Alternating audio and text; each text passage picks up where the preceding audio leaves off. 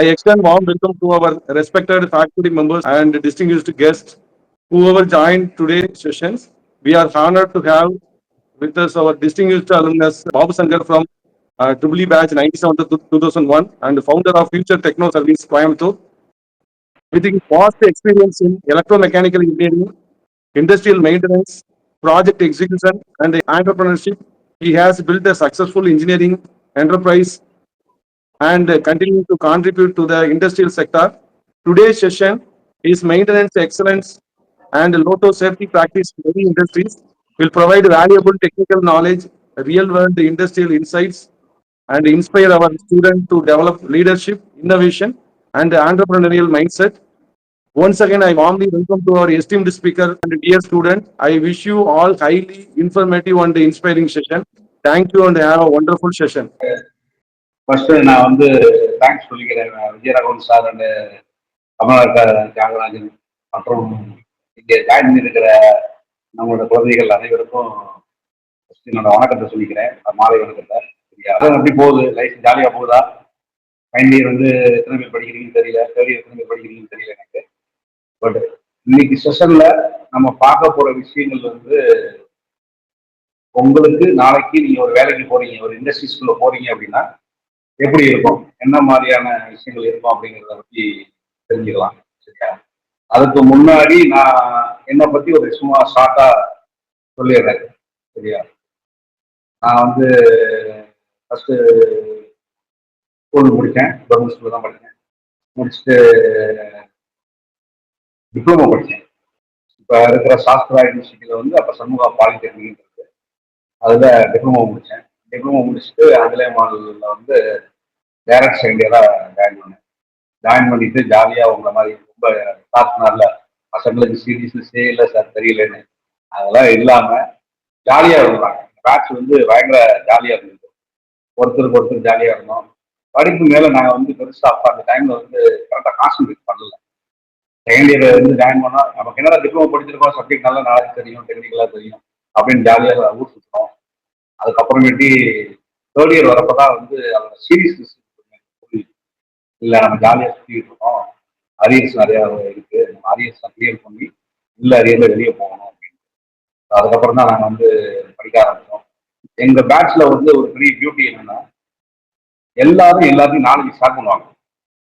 ஒருத்தர் மட்டுமே படிச்சுட்டு அப்படியே வந்து இது பண்ண மாட்டாங்க. யார் யாருக்கு என்னென்ன தெரியுமோ ஆனால் படித்த விஷயத்த ரொம்ப தரமாக படிப்பாங்க. அதுதான் அதோட ஸ்பெஷாலிட்டி. நான் ஒரு சாப்டர் படிக்கிறேன் அப்படின்னா அந்த சாப்டர்ல A to Z என்ன இருக்கோ எல்லாத்தையும் தரவா படிச்சிருக்கோம். அப்போ மற்றவங்களுக்கு எப்படின்னா அதை சொல்லுவோம், வந்து நாங்கள் காலேஜில் வந்து சொல்லுவோம், இல்லை நாங்கள் ரூமில் படிக்கிறப்ப அந்த நாலேஜை ஷேர் பண்ணிக்குவோம். அப்படிலாம் நாங்கள் எல்லாருமே க்ரோத் ஆனோம். இப்போ க்ரோத் ஆனோம், எல்லாருமே வந்து காலேஜ் நல்லபடியாக சக்ஸஸாக முடிக்கணும். ஒவ்வொருத்தரும் ஒவ்வொரு ஃபீல்டுக்கு போயிருக்காங்க. நான் போன ஃபீல்டு வந்து பார்த்தீங்கன்னா கன்ஸ்ட்ரக்ஷன் ஃபீல்டு. கன்ஸ்ட்ரக்ஷன் அப்படின்னு நீங்கள் சொன்னீங்கன்னா இது வந்து சின்ன கன்ஸ்ட்ரக்ஷனாக கிடையாது, பெரிய லெவலில் ப்ராஜெக்ட்ஸ் பண்ணுறாங்கல்ல கம்பெனிஸ், பெரிய பெரிய கம்பெனிஸ் வந்து ப்ராஜெக்ட் பண்ணுறாங்க. அந்த ஃபீல்டு தான் நான் போனேன். ஆனால் இந்த ஃபீல்டு வந்து ரொம்ப ரொம்ப டஃபஸ்ட் ஃபீல்டு. ஏன்னா ஃபீல்டில் தான் இருக்கணும், ஒயிட் கலர் ஜாப் மாதிரியோ இல்லை கிடையாது. இது வந்து வெயில் மழை எல்லாத்துலையும் இருக்கணும். ஆனால் நீங்கள் லேர்ன் பண்ணக்கூடிய விஷயங்கள் இருக்குங்களா, நிறைய லேர்ன் பண்ணலாம். ஸோ அந்த லேர்ன் பண்ணுறதுக்கு நம்மள்கிட்ட முதல்ல வந்து பொறுமை இருக்கணும். அதை கற்றுக்கிறதுக்கு வந்து நம்ம ட்ரை பண்ணணும். ஒரு புதுசாக ஒரு விஷயம் வரும், வரப்ப அந்த ப்ராஜெக்ட்ஸ்ல அதை எப்படி ஹேண்டில் பண்ணுறாங்க ஸ்டார்டிங்கில் அதெல்லாம் வந்து நம்ம தெரிஞ்சுக்கணும். தெரிஞ்சுக்கிட்டோம்னா தான் நம்ம அடுத்த லெவலுக்கு வந்து போக முடியும். சரியா, இதுதான் வந்து சிம்பிளாக உள்ளது. நான் வந்து முடிச்சுட்டு ஃபஸ்ட்டு ஜாயின் பண்ணுறப்ப என்னோட சேலரி கிடைக்கும் சிரிப்பீங்க எல்லாம். வெறும் 1900 சென்னையில் ஒரு சின்ன கம்பெனியில் ஜாயின் பண்ணோம். நாங்கள் அந்த டைமில் வந்து கார்கில் வார் அதுங்கிறதுனால எங்களுக்கு யாரும் வேலை கிடைக்கல. வெளியே வந்தோடனே வேலை கிடைக்கல. எல்லாமே ஸ்ட்ரகிள் பண்ணி தான் கொஞ்சம் கொஞ்சமாக வந்து எங்களை டெவலப் பண்ணோம். மார்க்கெட்டில் என்ன தேவை இருக்கு அப்படிங்கிறத முதல்ல புரிஞ்சுக்கிட்டோம். அதை எங்களுக்கு புரிஞ்சுக்கிறதுக்கே வந்து கிட்டத்தட்ட 2-3 வருஷம் ஆகிடுச்சு. ஸோ அதனால நீங்கள் முதல்ல வந்து புரிஞ்சுக்க வேண்டிய விஷயம் என்னன்னா, மார்க்கெட்டில் அவைலபிலிட்டி என்ன இருக்கு, என்ன ரெக்யர்மெண்ட் தேவை, உனக்கு எதில் இன்ட்ரெஸ்ட், அதை நீங்கள் செலக்ட் பண்ணணும். அப்படி செலக்ட் பண்ணி அதை நோக்கி அதுக்கு என்ன தேவை, நம்மளை டெவலப் பண்ணிக்கிறதுக்கு என்ன கோர்ஸ் பண்ணலாம் அடிஷ்னலாக. வெறும் இந்த டிகிரி மட்டும் வச்சுக்கிட்டு இனிமேல் ஃபர்தரா நம்ம வந்து சர்வே பண்ணணும் அப்படின்னா இன்னைக்கு வர காலகட்டங்கள் ரொம்ப கஷ்டமா இருக்கும். அதனால நம்ம அடிஷனல் கோர்ஸ் அப்படின்னா மாஸ்டர் டிகிரி வந்து அது தனி சப்ஜெக்ட், அது நீங்க போகலாம். பட் நீங்க படிச்ச பிஇ கூட முடிச்சுட்டு நிறைய கோர்சஸ் வந்து இருக்கு. ஐஐடி நடத்துறாங்க, ஆர்இசி நடத்துறாங்க, இப்போ பிரைவேட் செக்டர்ல இருக்கு, பிரைவேட் கம்பெனிஸ் பண்றாங்க, டாட்டால இருக்கு. அந்த மாதிரி ஒவ்வொரு இடத்துலையும் வந்து இருக்கு. அப்ப அதை நீங்க வந்து டெவலப் பண்ணணும். அந்த கோர்ஸ் வந்து உங்களுக்கு எதுல இன்ட்ரெஸ்ட் அதை முதல்ல நீங்க ஐடென்டிஃபை, நான் எதுல போறேன் அப்படிங்கறத நீங்க முதல்ல தீர்மானிச்சீங்கன்னா தான் அது வந்து உங்களுக்கு அடுத்த ஹெல்ப்பா இருக்கும். சரியா? அதனால வந்து இது போர் அடிக்கிற மாதிரி போயிடக்கூடாது, அட்வைஸ் இதாக போயிடக்கூடாது. நம்ம வந்து அப்படியே உள்ள இல்லாம செஷன் உள்ள போயிடலாம். சரியா? ஒரு ஹெவி இண்டஸ்ட்ரீஸ் அப்படின்னு எடுத்துக்கிட்டீங்கன்னா அந்த இண்டஸ்ட்ரீஸ் ரன் பண்றதுக்கு நமக்கு மெயினா தேவை வந்து பவர் சப்ளை. கரெக்டா? இந்த பவர் சப்ளை வந்து எப்படி எடுக்கிறாங்க? ஒன்று பவர் ஜென்ரேஷன் மூலியமா எடுப்பாங்க, இல்லைன்னா லோக்கல் எலக்ட்ரிக்கல் பாடியில இருந்து வாங்கணும். கவர்மெண்ட் ஆஃப் நம்ம தமிழ்நாடு கவர்மெண்ட்ல இருந்து வாங்கணும். இதே கர்நாடகா கவர்மெண்ட்ல அப்ரூவல் போய் வாங்கணும். சரியா? அப்ப என்ன விதமான டிரான்ஸ்மிஷன்ஸ்லாம் நம்மள்ட்ட இருக்கு, அதை பத்தி நீங்க வந்து தெரிஞ்சுக்கணும். என்னென்ன வோல்டேஜஸ்ல இருக்கு. இப்போ நீங்க ஒவ்வொரு கிராமங்கள்லாம் பாத்தீங்கன்னா சப்ஸ்டேஷன் இருக்கும். அந்த சப்ஸ்டேஷன்ல போட்டிருப்பாங்க 1110 kVA divided by 11 kVA, 230 by 110, இந்த மாதிரி இருக்கும். நம்மளோட இந்தியாவில் 230 தான் மேக்ஸிமம் யூட்டிலைஸ் பண்றோம். அதுக்கு மேல இந்தியாவில் 230 மேல டிரான்ஸ்மிஷன் பண்றது கிடையாது. ஏன் 230 மேல போறது இல்லைன்னா நம்மளோட டிரான்ஸ்மிஷன் லைன் வந்து பாத் வந்து ரொம்ப மிக நீட்ட பாத், லாசஸ் இருக்கும். அதுக்கு மேல போனா அதுக்கு சேஃப்டி நிறைய ப்ரிகாஷன்ஸ் போகணும். ஸோ அந்த சேஃப்டிக்காக நம்ம என்ன பண்றோம், அந்த 230யோட நம்ம இந்தியாவில் மெயின்டைன் பண்ணிக்கிறோம். இதே இது வந்து அப்ராட் எல்லாம் போனீங்கன்னா 320 அது மாதிரிலாம் இருக்கு. அதுக்கெல்லாம் வந்து பாத்தீங்கன்னா நம்ம சுவிட்ச் யார்டும்போம். நம்ம சப்ஸ்டேஷன் நீங்க வந்து பாக்குறீங்கல்ல, அங்க வந்து சுவிட்ச் யார்டுன்னு இருக்கும். சுவிட்ச் யார்டு மெயின்டெனன்ஸ்னு ஒரு புரோட்டோகால் வச்சிருப்பாங்க. அதுக்கப்புறம் சுவிட்ச் கியர்ஸ், அந்த சுவிட்ச் யார்டுல இருந்து சப்ளை எங்க வரும்னா பவர் டிரான்ஸ்ஃபார்மர்ல இருந்து சுவிட்ச் கியர்ஸ் வரும். அந்த சுவிட்ச் கியர்ஸ்ல இருந்து திருப்பி வந்து டிரான்ஸ்மிஷன் டிஸ்ட்ரிபியூஷன் சைடு போகும். அப்புறம் டிஸ்ட்ரிபியூஷன் சைட்ல இருந்து ஒவ்வொரு motor control MCC motor control சென்டர்பாங்க, பிசிசி பவர் கண்ட்ரோல் சென்டர்பாங்க. இந்த மாதிரி லைனா போகும்.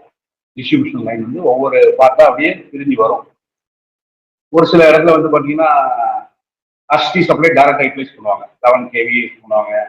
அந்த 11 kV வந்து 6.6 kV யூஸ் பண்ணுவாங்க. இப்ப 3.3 யூஸ் பண்றது 6.6, 11, 33 இப்படி போயிடுறாங்க. 230 கிரிடு இல்லைன்னா 33 கிரிட்ல இருந்து டவுன்லோட் பண்ணிக்கிறாங்க. அவங்களுக்கு எத்தனை மெகாவாட் சப்ளை தேவை அப்படிங்கிறத பொறுத்து, அவங்களோட லோடை பொறுத்து, அவங்களோட எக்யூப்மெண்ட்ஸ், இது எல்லாமே எப்படி பண்றாங்க அப்படின்னா, ஃபர்ஸ்ட் நான் என்ன பண்ண போறேன், என்ன பிசினஸ் பண்ண போறேன், இதுக்கு என்னென்ன டிசைன்ல வந்து என்னென்ன மோட்டார்ஸ்லாம் வருது, எவ்வளவு லோடு வருது, நமக்கு லோடு எவ்வளவு தேவை. அப்ப என்னோட லோடு என்ன தேவையோ அதை விட ஒரு 30 to 40% அடிஷனலா வச்சுக்கிட்டு தான் அப்ரூவலுக்கு போவாங்க. எனக்கு ஒரு 10 மெகாவாட் லோடு தேவை அப்படின்னா அவங்க அப்ரூவல் எடுக்கிறது ஒரு 15 மெகாவாட் எடுப்பாங்க. ஏன் அப்படின்னா இது வந்து ஒரு 40% அதிகமாக எடுப்பாங்க. நாளைக்கு ஃபியூச்சர் எக்ஸ்பென்ஷன் அவங்க போறப்ப திருப்பி இந்த அப்ரூவல்ஸ்க்காக அவங்க போறப்ப அவங்களுக்கு செலவு அதிகமாகும். திருப்பி நீங்க வந்து எல்லாமே ரீபில்ட் பண்ணணும். பழைய எக்யூப்மெண்ட்டாக எல்லாத்தையும் கைட்டு புதுசாக போகும். ஸோ அதுக்காக என்ன பண்ணுவாங்கன்னா போறப்பே ஹையர் லெவல்ல போயிட்டு அடுத்த ஒரு 10 வருஷத்துக்கு என்ன தேவை, என்னென்ன எக்யூப்மெண்ட்லாம் அவங்களுக்கு வந்து மாடிஃபை பண்ணுவாங்க, என்ன எக்ஸ்பென்ஷன் பண்ணுவாங்க, இது எல்லாமே கால்குலேட் பண்ணுவாங்க. பண்ணி தான் போவாங்க. இப்போ மெயின்டெனன்ஸ் பார்ட்ல எலக்ட்ரிக்கலை பொறுத்த வரைக்கும் என்னென்ன மெயின்டெனன்ஸ்லாம் இருக்கு, ஏன் மெயின்டெனன்ஸ் வந்து எலக்ட்ரிக்கல்ல வந்து இந்த லாக் அவுட் டேக் அவுட்னா என்ன அப்படிங்கிறத பார்ப்போம். சரியா? எலக்ட்ரிக்கலை பொறுத்த வரைக்கும் 2 பார்ட் தான் மெயின்டெனன்ஸ். ஒன்று வந்து டஸ்ட், இன்னொன்று லூஸ் கனெக்ஷன். இதனால மட்டும்தான் ப்ராப்ளம் வரும். எங்கெல்லாம் டஸ்ட் அதிகமாக இருக்கோ டஸ்ட்னால அந்த கான்ட்ராக்டர் போகும், இல்லை அதுக்குள்ள பஸ் இதெல்லாம் வந்து ஃபயர் ஆகிறதுக்கு ஒரு வாய்ப்பு இருக்கு. இன்னொன்று லூஸ் கனெக்ஷன்.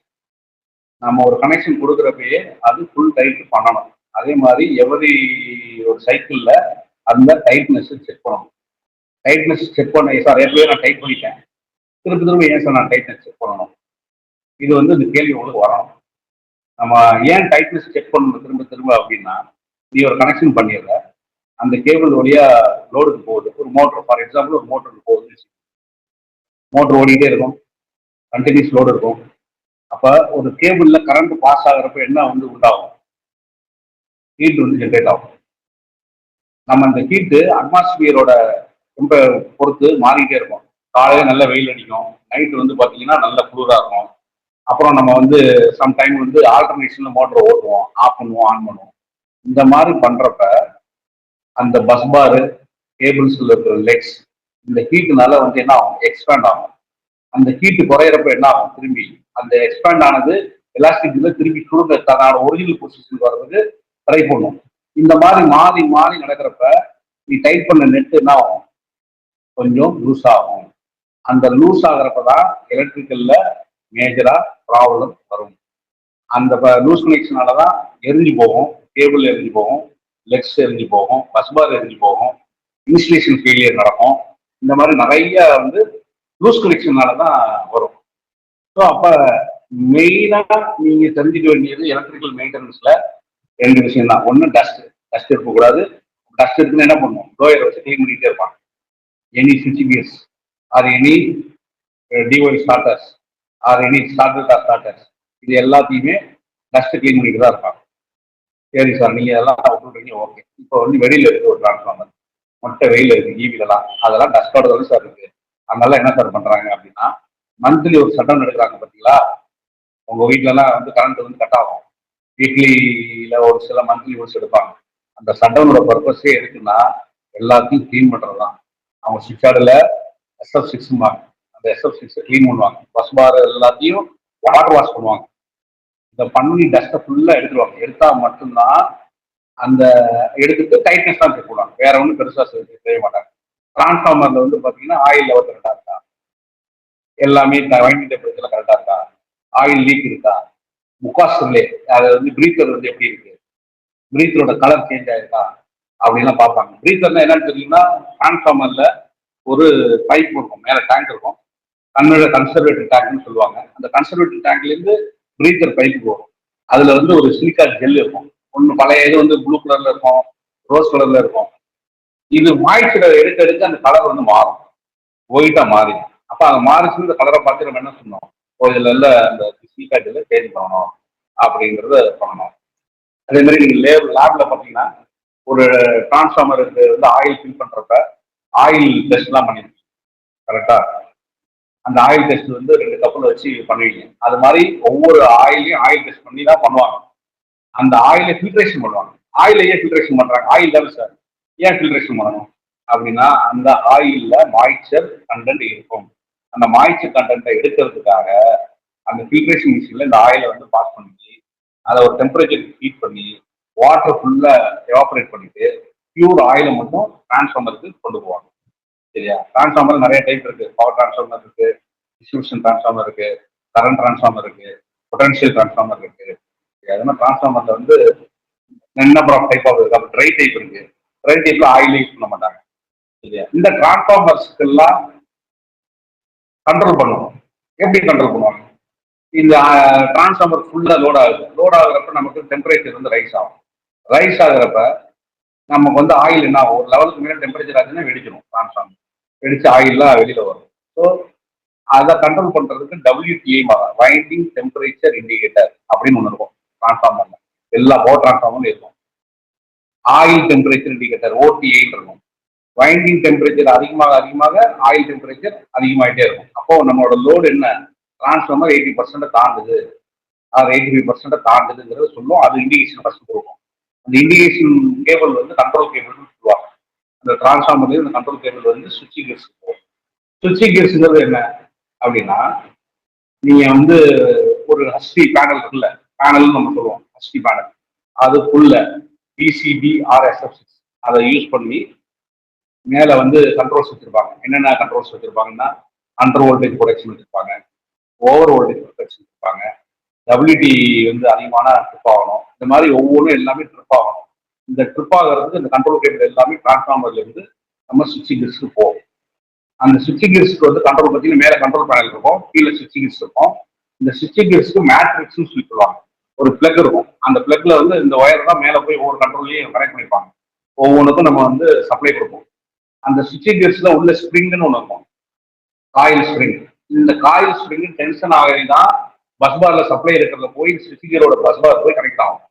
எப்படின்னா ஒரு ஒண்ணு வந்து உங்களோட ஸ்விட்ச் கியரோட பஸ் பார் எப்படி இருக்கும், பஸ் பார்ல கனெக்ட் ஆகிருக்கிற மேல் ஃபீமேல் கனெக்டர் மாதிரி இருக்கும். இது ஃபுல்லா வந்து டைட்டா போய் உட்காரும். இந்த இதுல கொஞ்சம் கூட லூஸ் இருக்காது. நீங்க வந்து அப்ப இந்த இது இப்படி உள்ள போய் சார்ஜ் ஆகிறதுக்கு விரிகிறதுக்கு ஸ்ப்ரிங் டென்ஷன் பண்ணணும். அது முன்னாடிலாம் ஆரம்ப காலங்கள்ல மேனுவலா இருக்கும். மேனுவலா கையில சுத்தணும் ஸ்ப்ரிங் கையில சுத்தணும். இப்பெல்லாம் உட்காந்து மோட்டரைஸ்ட் ஆயிடுச்சு. 230 வோல்ட் மோட்டர் இருக்கு, 110 வோல்ட் டிசி யூஸ் பண்ணுவாங்க, ஏசி யூஸ் பண்ணுவாங்க. இது டிபெண்ட் அப்பான் ஒரு கிளைண்டோட ரெக்யர்மெண்ட். சரியா? இந்த மாதிரி இருக்கும். அப்ப அந்த ஸ்விட்சிங் இதுல என்னென்ன மெயின்டெனன்ஸ் பண்ண போறாங்க, இயர்லி என்ன மெயின்டெனன்ஸ் பண்ணுவாங்க, அப்ப பண்றதுக்கு முன்னாடி என்ன பண்ணணும் அப்படின்னா, மெயினான விஷயம் எலக்ட்ரிக்கலை பொறுத்த வரைக்கும் முதல்ல நான் சொன்னேன் மெயின்டெனன்ஸ்ல டஸ்ட் லூஸ் கனெக்ஷன். அதே மாதிரி ஒவ்வொரு எக்யூப்மெண்ட்டுக்கும் எர்த்திங் அப்படிங்கிறது ரொம்ப ரொம்ப முக்கியமான விஷயம். இந்த எர்த்திங் வந்து டிரான்ஸ்ஃபார்மர்லயும் இருக்கும், சிபிஎஸ்சியிலும் இருக்கும், மோட்டர் கண்ட்ரோல் சென்டர்லயும் இருக்கும், பிசிசிலையும் இருக்கும், பிளஸ் எக்யூப்மெண்ட் சைடு மோட்டார்ஸ்லயும் இருக்கும், கியர்ஸ்லயும் இருக்கும். எல்லா பக்கமும் இந்த எர்த்திங் வந்து ரொம்ப ரொம்ப இம்பார்ட்டன்டான விஷயம். இந்த எர்த்திங் இல்லை அப்படின்னா உங்களோட சிஸ்டம் வந்து வேலை செய்யாது. ஏன் வேலை செய்யாதுன்னா, ஒரு ஃபால்ட் உண்டாகி அந்த ஃபால்ட் கரண்ட் எர்த்து வழியா போறப்ப மட்டும்தான் அந்த சிஸ்டம் எர்த்திங் வந்து சென்ஸ் பண்ணி நமக்கு கமாண்ட் கொடுத்து மெயின் ஸ்விட்சிங் கியரை ட்ரிப் பண்ணணும். இல்லைன்னா அதை ட்ரிப் பண்ணாது. சரியா? இதுதான் வந்து மெயின். அப்போ வந்து ஒரு மெயின்டெனன்ஸ் பண்ணணும், ஒரு ஷட் டவுன் எடுக்கலாம். ஒரு இதை வந்து ஷட் டவுன் எடுக்கணும். ஷட் டவுன் எடுக்கிறதுக்கு முன்னாடி ஒரு ப்ரொசீஜர் இருக்கு. ஒவ்வொரு கம்பெனியும் ஒவ்வொரு விதமான ப்ரொசீஜர்ஸ் ஃபாலோ பண்ணுவாங்க. அப்ப ஷட் டவுன் எடுக்கிறதுக்கு முன்னாடி அந்த ஒரு பிளான்ட்டோட இன்சார்ஜ் இருப்பார். பிளான்ட்டுக்கு இருந்தாங்க, அவர் தான் அந்த பிளான்ட்டுக்கு ப்ரொடக்ஷனுக்கு எல்லாத்துக்குமே இன்சார்ஜ். அவர்கிட்ட போய் சொல்லுவாங்க, சார் இந்த மோட்டர் வந்து கண்டிப்பாக ஓடிட்டு இருக்கு, சவுண்ட் இருக்கு, இது வந்து இதோட ஏஜிங் ஆயிடுச்சு, இதுக்கு நாம வந்து இந்த மோட்டரை ஓவர் ஆக்டிங் பண்ணணும், இல்லை இந்த கேபிள் வந்து ஹீட்டா இருக்கு, என்னன்னு பார்க்கணும், செக் பண்ணணும். அப்படிங்கிறப்ப செக் பண்றதுக்கு முன்னாடி அந்த பர்மிஷன் நீங்க பிளான்ட் கிட்ட வாங்கணும். இது ப்ரிவென்டிவ் மெயின்டெனன்ஸ். ரெண்டு மெயின்டெனன்ஸ் இருக்கு மெயின்டெனன்ஸ்ல. ஒன்னு ப்ரிவென்டிவ் மெயின்டெனன்ஸ், இன்னொன்னு பிரேக் டவுன் மெயின்டெனன்ஸ். எது பெட்டர்? ப்ரிவென்டிவ் மெயின்டெனன்ஸ் பெட்டரா, பிரேக் டவுன் மெயின்டெனன்ஸ் பெட்டரா? ப்ரிவென்டிவ் மெயின்டெனன்ஸ் தான் பெட்டர். பிரேக் டவுன்ங்கிறது வந்து ஏதாவது ஒரு மெக்கானிக்கல் ஃபெயிலியர்னால வரலாம், எலக்ட்ரிக்கல் ஃபெயிலியர்னால வரலாம், இல்ல வேற ஏதாவது control system problem, operation side வேற ஏதாவது மிஸ்டேக்னால வரலாம் பிரேக் டவுன்ஸ்.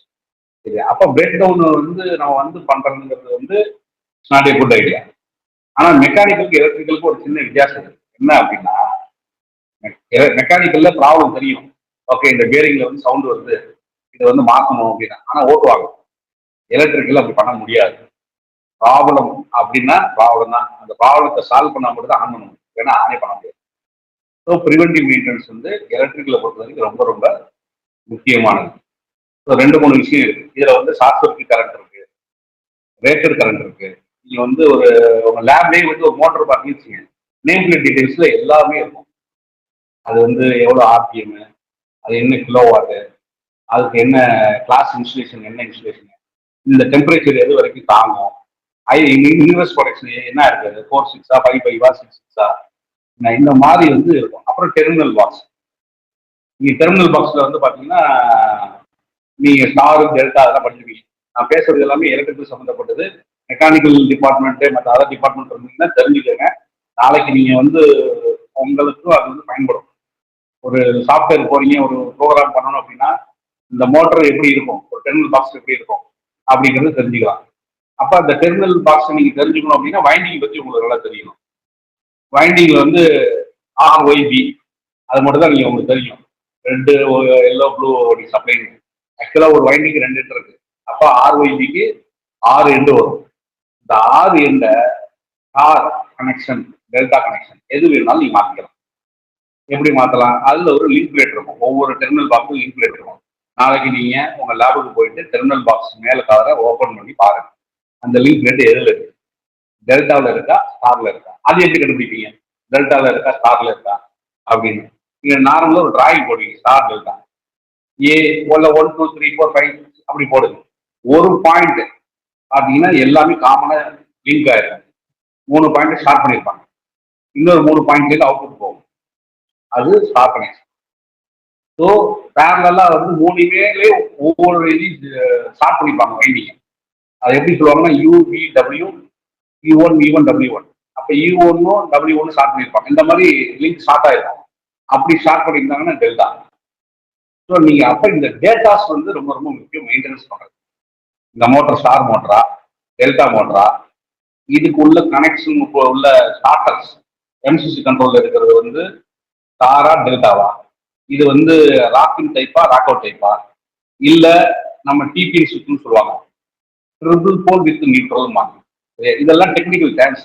இந்த டேர்ம்ஸ் எல்லாம் வந்து நீங்க வந்து ஃபெமிலியர் ஆகணும். அப்ப ஃபெமிலியர் ஆகணும் அப்படின்னா பேசிக்கா ஒரு நாலேஜ் நமக்கு இருக்கணும். இந்த பேசிக் நாலேஜ் நம்ம படிச்ச காலேஜ்ல படிச்ச படிப்புல இருந்து ஃபுல்லா வந்துருமா அப்படின்னு கேட்டா, பேசிக் நாலேஜ் அதுல இருந்து நம்ம எடுத்துக்கிட்டு ஒவ்வொருக்கும் ஒரு மேனுவல் கொடுப்பாங்க. நீங்க வீட்டுல ஒரு டிவி வாங்குறீங்க, ஒரு மேனுவல் கொடுப்பான். ஒரு வண்டி வாங்குறீங்க, ஒரு மேனுவல் கொடுப்பான். நிறைய பேர் நம்ம இந்த மேனுவலை படிக்கிறது கிடையாது. அதுல இருக்கிற ஸ்பெசிபிகேஷனை படிக்கிறதே கிடையாது. இதுதான் நம்ம வந்து நார்மலா உள்ளவங்க. ஆனா ஒரு இன்ஜினியரா நம்ம என்ன பண்ணணும் அப்படின்னா, ஒரு மேனுவல்ல ஸ்பெசிபிகேஷன் என்ன இருக்கு, டெக்னிக்கல் ஸ்பெசிபிகேஷன் என்ன இருக்கு, என்னெல்லாம் கொடுத்துருக்காங்க, இதெல்லாம் நல்லா ஐடென்டிஃபை பண்ணிட்டீங்கன்னா மட்டும்தான் நீங்க படிச்ச படிப்பையும், நீங்க இன்ஜினியரிங்ல படிச்ச படிப்பையும் இந்த டெக்னிக்கல் டேட்டாவையும் கோஆர்டினேட் பண்றப்ப ஆட்டோமேட்டிக்கா உங்களுக்கு இவ்வளவுதானா இது அப்படிங்கிறது புரிதல் வந்துடும். இல்லையா? அதே மாதிரி நிறைய கண்ட்ரோல் சர்வீஸ் எல்லாம் இருக்கு, கண்ட்ரோல் வரிகள்லாம் இருக்கு. இது எல்லாத்துலயும் ப்ராப்ளம் வரும். எப்போ ப்ராப்ளம் வரும்னா லூஸ் கனெக்ஷனால மட்டும்தான் வரும், கான்ட்ராக்டர் போயிடும். ஸோ அப்ப இந்த மெயின்டெனன்ஸ் ஆக்டிவிட்டியை பண்றதுக்கு உள்ள ப்ரொசீஜர் இருக்கு பார்த்தீங்களா, இந்த ப்ரொசீஜருக்கு பேரு தான் LOTO, lock out tag out. ஏன் அப்படின்னா, இப்ப இந்த ஒரு ப்ரொசீஜர் வந்து ஸ்டார்ட் பண்றாங்க, ஒரு இடத்துல வந்து மெயின்டெனன்ஸ் வந்து நான் பண்ணணும். நான் என்ன பண்ணுவேன், நான் போய் ஆஃப் பண்ணிடுறேன். ஆஃப் பண்ணிட்டு நான் போய் ஃபீல்டில் வேலை செய்யறப்ப யாராவது வந்து தவறுதலா அதை ஆன் பண்ணிட்டாங்க அப்படின்னா, சப்ளை வந்து அந்த ஃபீல்டில் வேலை செய்யற எலக்ட்ரீஷியனா இருக்கட்டும், டெக்னீஷியனா இருக்கட்டும், இன்ஜினியருக்கு எலக்ட்ரியூஷன் ஆகி அந்த இடத்துலயே அவங்க இறந்து போறதுக்கான வாய்ப்புகள் அதிகம், இல்ல ஆக்சிடென்ட் நடக்கிறதுக்கு வாய்ப்புகள் அதிகம். ஸோ அதை தவிர்க்கிறதுக்கு தான் என்ன பண்றாங்க, லோட்டோ அப்படின்னு சொல்லி ஒரு ப்ரொசீஜரை இன்டர்நேஷனல் வைஸ் வச்சிருக்காங்க. இது வந்து international standard lock out tag out.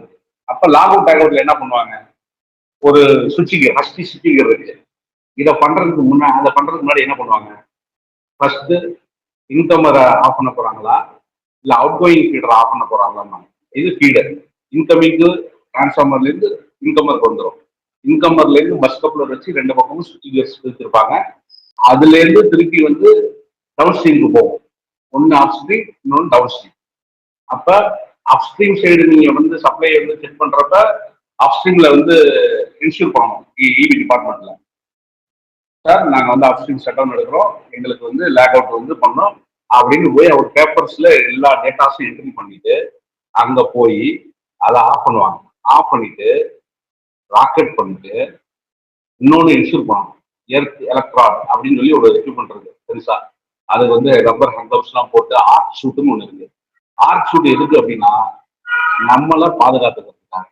Earthing பண்ணி அது எர்த்திங் ஆகுதா அப்படிங்கிறப்ப சப்போஸ் ப்ராப்பரா லாக் அவுட் ஆகாம இருந்தால் ஆர்க் ஷூட் போடலைன்னா ஆன் ஸ்பாட்ல உங்க உடம்பு ஃபுல்லா கருகி போயிடும். ஆர்க்ல அவ்வளவு ஸ்பீடா வந்து அந்த ஆர்க் வெளியே வரும்.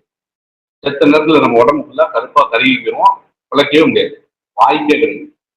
99.9% நம்ம பிழைக்க முடியாது. இது ரிஸ்க் ஃபேக்டர். ஸோ அதுக்காக என்ன பண்ணுவாங்க, ஆர்க் ஷூட் போட்டு பக்காவா கிளவு, எர்த்திங் ராடுக்கு வந்து நம்ம ரப்பர் கிளவு போட்டு செக் பண்ணுவாங்க. செக் பண்ணி டிஸ்சார்ஜ் பண்ணணும். ஏன்னா ஹஸ்டி வந்து சார்ஜபிள் இது இருக்கலாம் டேபிள்ல, அது கையை வைக்கிறப்ப நமக்கு எலக்ட்ரிபியூஷன் ஆகலாம். அதுக்காக எர்த்ராடு போட்டு டிஸ்சார்ஜ் பண்ணிட்டு என்ன பண்ணுவாங்கன்னா ஒரு லாக் இருக்கும், அந்த லாக் போட்டு லாக் பண்ணிடுவாங்க. லாக் பண்ணதுக்கு அப்புறம் அந்த சாவியை எடுத்து பாக்கெட்ல வச்சுப்பாங்க. ஒரு டேக் இருக்கும், அந்த டேக்ல யாரு ஷட் டவுன் எழுதியிருக்காங்க, எந்த டைம்ல இதை ஆஃப் பண்ணாங்க, எந்த டேட்ல இதை ஆஃப் பண்ணியிருக்காங்க, என்ன பர்பஸ்க்காக இதை ஆஃப் பண்ணியிருக்காங்க, இவ்வளவு டீட்டெயிலும் அந்த டேக்ல சொல்லுவோம். ஸோ யாராவது ஒருத்தர் வந்து அதை லாக்கிங் பண்ணணும்னா இந்த லாக்கை வந்து பூட்டு தான், அந்த பூட்டு வந்து ஓப்பன் பண்ணா மட்டும்தான் நம்ம உள்ள லாக்கினே பண்ண முடியும், பண்ண முடியாது. இதுதான் லோட்டோ அப்படின்னு சொல்லி சொல்லுவாங்க. திருப்பி நீங்க போறீங்க, ஃபீல்டுக்கு போறீங்க, உங்க மெயின்டெனன்ஸ் ஒர்க் எல்லாம் முடிச்சுட்டு வரீங்க. வந்ததுக்கு அப்புறம் அதே மாதிரி இன்ஷூர் பண்ணணும். ஃபீல்டுல வேலை முடிஞ்சிருச்சு, ஃபீல்டுல யாரும் இல்லை, எலக்ட்ரிக்கலோட கனெக்ஷன்ஸ் வந்து டெர்மினல் எல்லாமே பக்கா கவர் பண்ணியாச்சு, எதுவுமே ஓப்பன்ல கிடையாது, யாருக்கும் எந்த வித பாதிப்பும் கிடையாது, எல்லாமே செக் பண்ணிட்டு அதுக்கப்புறம் தான் வந்து கேபிளுக்கு வந்து மெகர் பண்ணணும்னா மெகர் பண்ணுவாங்க. கேபிள் மெகர் பண்றதுக்கு முன்னாடி டிஸ்கனெக்ட் பண்ணி தான் பண்ணணும். பஸ்ஸில் கனெக்ட் பண்ணி பண்ணக்கூடாது. பண்ணி மெகரை வந்து பண்ணணும் கேபிள். கேபிளில் மெகர் பண்றப்ப கேபிளோட வேல்யூஸ் வந்து மினிமம் 1 மெகோவுக்கு மேலே இருக்கணும். இதெல்லாம் வந்து ரீடிங் நான் சொல்றது 1 மெகோவுக்கு மினிமமா இருக்கணும். மேக்ஸிமம் மேலே வேணா இருக்கலாம். இன்ஃபினிட்டியில போகலாம், 350 ஜெகால போகலாம். அப்படி போச்சுன்னா கேபிள் நல்லா இருக்கு. இல்ல 1 மெகோவுக்கு கீழே இருக்கு அப்படின்னா அதை ஆன் பண்ணக்கூடாது. அந்த கேபிளை நம்ம ரிப்ளேஸ் பண்ணக்கூடாது, ரிஸ்க் இருக்கு. நம்ம அதை ரிமூவ் பண்ணிட்டு வேற கேபிள் தான் போடணும். அதே மாதிரி ஒவ்வொரு சின்ன சின்ன விஷயங்கள் எலக்ட்ரிக்கல பத்தி நிறைய இருக்கு மெயின்டெனன்ஸ்ல. கேபிள்ஸோட டைப் நிறைய சொல்லுங்க சார். பசங்கள்ட்ட கொஞ்சம் கொஸ்டின்ஸ் ஏதாவது கேட்டாங்கன்னா அதை வந்து கனெக்ட் பண்ணிட்டோம்னா பெட்டரா இருக்கும்னு நினைக்கிறேன் சார். கனெக்ட் பண்ணுங்க. அவங்களுக்கு நான் சொன்னதுல ஏதாவது டவுட் இருந்தா கேட்க சொல்லுங்க, நான் எக்ஸ்பிளைன் பண்றேன்.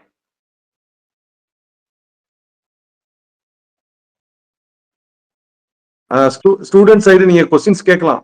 அவங்க சாரோடைய லோட்டோ மெயின்டெனன்ஸ் பத்தி ஏதாவது டவுட்ஸ் இருந்துச்சுன்னா கேட்டுக்கலாம். அதுக்கப்புறம் சார் அதை ஃபர்தரா சொல்லுவாங்க.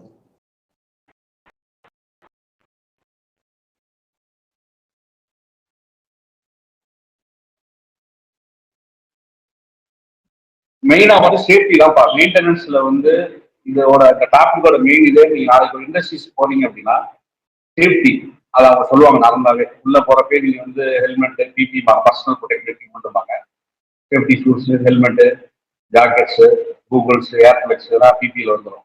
சரியா? நீங்க யூஸ் பண்ணக்கூடிய டூல்ஸ் நார்மலா நம்ம வீட்டில் என்ன பண்ணுவோம்னா டெஸ்டர் யூஸ் பண்ணுவோம். ஆனா அங்க அதெல்லாம் யூஸ் பண்ண முடியாது. அங்க வந்து வோல்டேஜ் டெஸ்டர்னு தனியா இருக்கு. ஹை வோல்டேஜ்லாம் வந்து செக் பண்ணணும்னா வோல்டேஜ் டெஸ்ட் வச்சு தான் செக் பண்ணணும். ஒவ்வொன்றுக்கும் ஒவ்வொரு எக்யூப்மெண்ட் இருக்கு. அதே மாதிரி டூல்ஸ், ஸ்பேனர்ஸ், ஸ்க்ரூ டிரைவர்ஸ், இது எல்லாமே highly insulated screw drivers, spanners தான் நீங்க பிளேஸ் பண்ணணும். சார் இப்போ லோட்டோ மெயின்டெனன்ஸ்க்கு நம்ம ஸ்டூடெண்ட் இன்டர்ன்ஷிப்லாம் எப்படி சார்? இப்போ இன்டர்ன்ஷிப் போகணும் அப்படின்னா லோட்டோ மெயின்டெனன்ஸ் ஹெவி இண்டஸ்ட்ரீஸ்ல இவங்களுக்கு உள்ள அலோவ் பண்ணுவாங்க, போய் விசிட் பண்ணலாம். பட் இவங்க எதுவுமே பண்ண முடியாது. டாக்குமெண்டேஷன் சம்பந்தமான விஷயங்களை தெரிஞ்சுக்கலாம். ட்ரைனிங் கொடுப்பாங்க. ஒரு லாட்டோ எப்படி பண்றாங்க, லாக் அவுட் எப்படி பண்றாங்க அப்படின்னு சொல்லிட்டு. இப்போ நான் அந்த சங்ககிரியில சிம் ஃபேக்டரி ஒன்று இருக்கு, அதுலதான் அப்போ இருக்கு. நமக்கு வந்து August 2 shut out, entire plant வந்து ஷட் டவுன் பண்ணி ஒர்க் வந்து மெயின்டெனன்ஸ் பார்க்க போறாங்க. கம்ப்ளீட் மெயின்டெனன்ஸ் அது எல்லா பிளான்ட்டுக்கும் நடக்கும். புதுசா பில்ட் பண்ற பிளான்ட்டுக்கு முதல்ல 5 வருஷம் அது தேவைப்படாது. ஆஃப்டர் 5 இயர்ஸ் வந்து எடுப்பாங்க, ஷட் டவுன் எடுப்பாங்க. 3 இயர்ஸ் ஒன்ஸ் வந்து ஷட் டவுன் எடுத்து அந்த என்னென்ன பார்ட்லாம் கிளியர் பண்ணுமோ கிளியர் பண்ணுவாங்க. ஒவ்வொன்றுக்கும் இருக்கு சார் மெயின்டெனன்ஸ். இப்போ வந்து டிரான்ஸ்ஃபார்மருக்கு ஒரு மெயின்டெனன்ஸ் இருக்கு. அப்போ டிரான்ஸ்ஃபார்மருக்கு அதுக்கு ஒரு லாக் அவுட் டேக் அவுட் பண்ணுவாங்க. ஸ்விட்சிங்ஸ்க்கு தனியாக மெயின்டெனன்ஸ் இருக்கு. அதே மாதிரி மோட்டர் கண்ட்ரோல் சென்டருக்கு தனியா இருக்கு. ஃபீல்டில் இருக்கிற மோட்டருக்கு வந்து தனியா இருக்கு. மோட்டர் வந்து கிலோவாட் ஒன்று வந்து ஹஸ்கி மோட்டரா இருக்கும், எல்டி மோட்டரா இருக்கும், இந்த மாதிரி சின்ன மோட்டரா இருக்கும், பெரிய மோட்டரா இருக்கும். வெர்டிகல் பம்பு மோட்டரும்பாங்க, வாட்டர் பம்பிங் உள்ள இது பம்போட வந்து கனெக்ட் பண்ணிருப்பாங்க. இதெல்லாம் கண்டினியூஸா ஓடிக்கிட்டே இருக்கும், எங்கேயுமே ரெஸ்ட் இருக்காது. ஹெவி இண்டஸ்ட்ரீஸ்ல பாத்தீங்கன்னா கண்டினியூஸ் ப்ராசஸ் தான் எல்லாமே. எங்கேயுமே சப்ளை வந்து இன்டரப்ட் ஆகாம பாக்குறது தான் மெயின்டெனன்ஸோட மெயின் விஷயம். அதுல இப்போ ஒரு சில இடத்துல வந்து ஸ்பேர் வச்சிருப்பாங்க, ஸ்பேர் மோட்டர் வச்சிருப்பாங்க. ஒவ்வொரு இடத்துலயும் இந்த லோட்டோ எப்போ வந்து அப்ளைக் ஆகும்னா ஒன்னு மெயின்டைன் பண்றப்ப இன்னொரு லைவ்ல இருக்கும். அப்ப அந்த மெயின்டைன் பண்றப்ப லோட்டோ வந்து எடுக்கணும். லோட்டோ பர்மிட்டுக்கு வந்து மெயினா அந்த பிளான்ட்டோட இன்சார்ஜ், டிபார்ட்மெண்ட்டோட ஹெச்ஓடி, அதுதான் பர்மிட், ஒர்க்கர் பர்மிட் சொல்லுவாங்க, ஒர்க் பர்மிட் சொல்லுவாங்க. பர்மிட்டுக்குன்னு ஒரு டாக்குமெண்ட் இருக்கும். அதுல வந்து அவன் என்னென்ன கேள்வி கேட்டிருக்கானோ அது எல்லாமே நம்ம ஃபில் பண்ணி அதை ஓகே பண்ணுவாங்க. யாரு வந்து பர்மிட் எடுக்கிறாங்க, எத்தனை ஒர்க்கர் ஒர்க் பண்ண போறாங்க, இது எல்லாமே நம்ம பிளான் பண்ணணும். பிளான் பண்ணி தான் வந்து அதை இது பண்ணுவாங்க. ஃபைனலாக தான் வந்து இந்த எலக்ட்ரிக்கல் இன்ஜினியர் வந்து எல்லாம் முடிஞ்சதுக்கு அப்புறம் ஆஃப் பண்ணிட்டு அந்த லேட்டோவை வந்து பூட்டு போட்டு அந்த பூட்டு சாவியை தனியாக ஒரு பாக்ஸ் இருக்கும், லோட்டோ பாக்ஸ்னே இருக்கும், அந்த பாக்ஸ்ல வச்சிருவாங்க. யாரு ஆத்தரைஸ்ட் பர்சனோ அவங்களுக்கு மட்டும்தான் அதை வந்து பாக்ஸ் ஓப்பன் பண்ண முடியும். நான் அதில் லாக் பண்ணிட்டு அந்த பாக்ஸ்குள்ள வச்சுட்டேன், அது வரைக்கும் நான் பண்ண முடியும். நான் திருப்பி போய் பாக்ஸ்ல சாவியை கேட்டால் கொடுக்க மாட்டாங்க. ஏன் கொடுக்க மாட்டாங்கன்னா, ஏற்கனவே நான் வாங்கி இந்த ஒர்க் பர்மிட்டு, லோட்டோ இது எல்லாத்தையுமே நான் க்ளோஸ் பண்ணணும் ப்ராப்பரா. எல்லாமே சரியா இருக்கு, இன்ஸ்பெக்ஷன் பண்ணிட்டேன். அப்ப அந்த இன்ஸ்பெக்ஷன் செக்லிஸ்ட் எல்லாத்தையும் செக் பண்ணி அதை கொண்டு போய் பேப்பர் கொடுக்கணும். கொடுத்ததுக்கு அப்புறம் தான் அந்த லோட்டோ பாக்ஸ்ல இருந்து அந்த கீயை வந்து திருப்பி நம்ம கொடுப்பாங்க. இவ்வளவு சேஃப்டி இன்சூரன்ஸ் டாக்குமெண்டேஷனே அவ்வளவு இருக்கு. இப்ப ஸ்டூடெண்ட் சைட்ல சார் இதுக்கு டைமிங் வந்து ப்ரீ பிளான்டா வச்சிருப்பாங்களா சார்? ஆமா, மெயின்டெனன்ஸ் எல்லாமே எப்படின்னா ப்ரிவென்டிவ் மெயின்டெனன்ஸ் வந்து எப்படி பண்ணுவாங்கன்னா குவார்டர்லி, ஹாஃபலி, ஆனுவலி அப்படி பிரிச்சிருப்பாங்க. ஹெவி இண்டஸ்ட்ரீஸ் எல்லாம் குவார்டர்லியா வந்து ஒரு சில எக்யூப்மெண்ட் வந்து மெயின்டைன் பண்ணுவாங்க, ஹாஃபலில ஒரு சில எக்யூப்மெண்ட் மெயின்டைன் பண்ணுவாங்க, ஆனுவலி ஒரு சில எக்யூப்மெண்ட் மெயின்டைன். ஆனுவலா மெயின்டைன் பண்றது எல்லாமே ஹஸ்டியா இருக்கும். ஹை டென்ஷன் இருக்குல்ல, ஹை டிரான்ஸ்மிஷன் சுவிட்ச் கேர்ஸ் இருக்கு பாத்தீங்களா, சுவிட்ச் யார்டு இதெல்லாம் வந்து இயர்லி ஒன்ஸ் அவங்க மெயின்டெனன்ஸ் எடுத்துப்பாங்க, ஷட் டவுன் எடுக்கிறப்ப எடுத்துப்பாங்க. ஸோ லோடு எல்டி சைடு வந்து பாத்தீங்கன்னா அது வந்து என்ஷூர் பண்றதா, சவுண்ட் அப்நார்மலா இருக்கா, வைப்ரேஷன்ஸ் இருக்கா, வேற ஏதாவது லீக் இருக்கா, இதெல்லாம் பார்ப்பாங்க. ஜென்ரலா டைட்னஸ் செக் பண்றது இதெல்லாம் வந்து குவார்டர்லியா பண்ணிக்குவாங்க. மோட்டர் சைடு, சுவிட்ச் கேர் சைடு இதெல்லாம். அதே மாதிரி எல்லா ஸ்பேர்ஸும் வந்து என்ஷூர் பண்ணிக்குவாங்க, அவைலபிள் இருக்கா ஸ்டோர்ல. ஒரு மெயின்டெனன்ஸ் எடுக்கிறதுக்கு முன்னாடி அந்த மெயின்டெனன்ஸ் ஆக்டிவிட்டி சம்பந்தமான ஸ்பேர்ஸ் நம்மள்ட்ட ரெடி அவைலபிள் இருக்கா அப்படிங்கிறத செக் பண்ணிக்கணும். செக் பண்ணிக்கிட்டு தான் நம்ம அந்த மெயின்டெனன்ஸ் எடுப்பாங்க. சரி, நான் உங்க எல்லாருக்கும் ஒரு சின்ன கேள்வி கேட்கிறேன். இந்த கேள்விக்கு கரெக்டாக யார் யாரெல்லாம் பதில் சொல்றீங்கன்னு பார்க்கலாம். இப்போ ஒரு டிரான்ஸ்ஃபார்மர் இருக்கு, ஒரு டிபி செட் இருக்கு. இதை நம்ம எப்படி சொல்றோம் ரேட்டிங்ல? KVA, கிலோ வோல்ட் ஆம்பியர்ல சொல்றோம். ஆனா அதே மோட்டர் போனீங்கன்னா கிலோ வாட்டர்ல சொல்றோம். ரெண்டுமே பவர் தானே, KVAவும் கிலோ வாட்டர் பவர் தானே. ஏன் நம்ம வந்து இதை வந்து KVAல சொல்றோம், இதே கிலோ வாட்டர்? மோட்டர் வந்து கான்ஸ்டன்ட் பவர்ல ஒர்க் ஆகும் சார். டிரான்ஸ்ஃபார்மர் வந்து வேரியபிள் பவர்ஸ்ல ஒர்க் ஆகும். கரண்ட் இன்க்ரீஸ் பண்ணியும் இது பண்ண, வோல்டேஜையும் மாற்றி மாற்றி கூட இன்க்ரீஸ் பண்ணிக்கலாம். அதில் காஸ் பை பவர் ஃபேக்டரும் மாறும். ஆனால் மோட்டருக்கு வந்து அப்படி கிடையாது. அது பவர் வந்து கன்சியூம் பண்ணும். அதனால கிலோ வோல்ட்ல இது சொல்லுவோம். இந்த டிரான்ஸ்ஃபார்மர்ல கிலோ KVAல சொல்லுவோம். ஏன்னா இந்த ரியாக்டிவ் பவர் மாறிட்டே இருக்கும், கான்ஸ்டன்டா. எக்ஸாக்ட்லி, சூப்பர் சொன்னதுதான். என்னன்னா டிரான்ஸ்ஃபார்மர்ல ஃபிராக்ஷன் ஆஃப் செகண்ட்ஸ் வந்து லோடு வேரி ஆகிட்டே இருக்கும். ஸோ இது என்ன load? Inductive load. So resistive லோடுல வந்து கான்ஸ்டன்ட் பவர் இருக்கும்.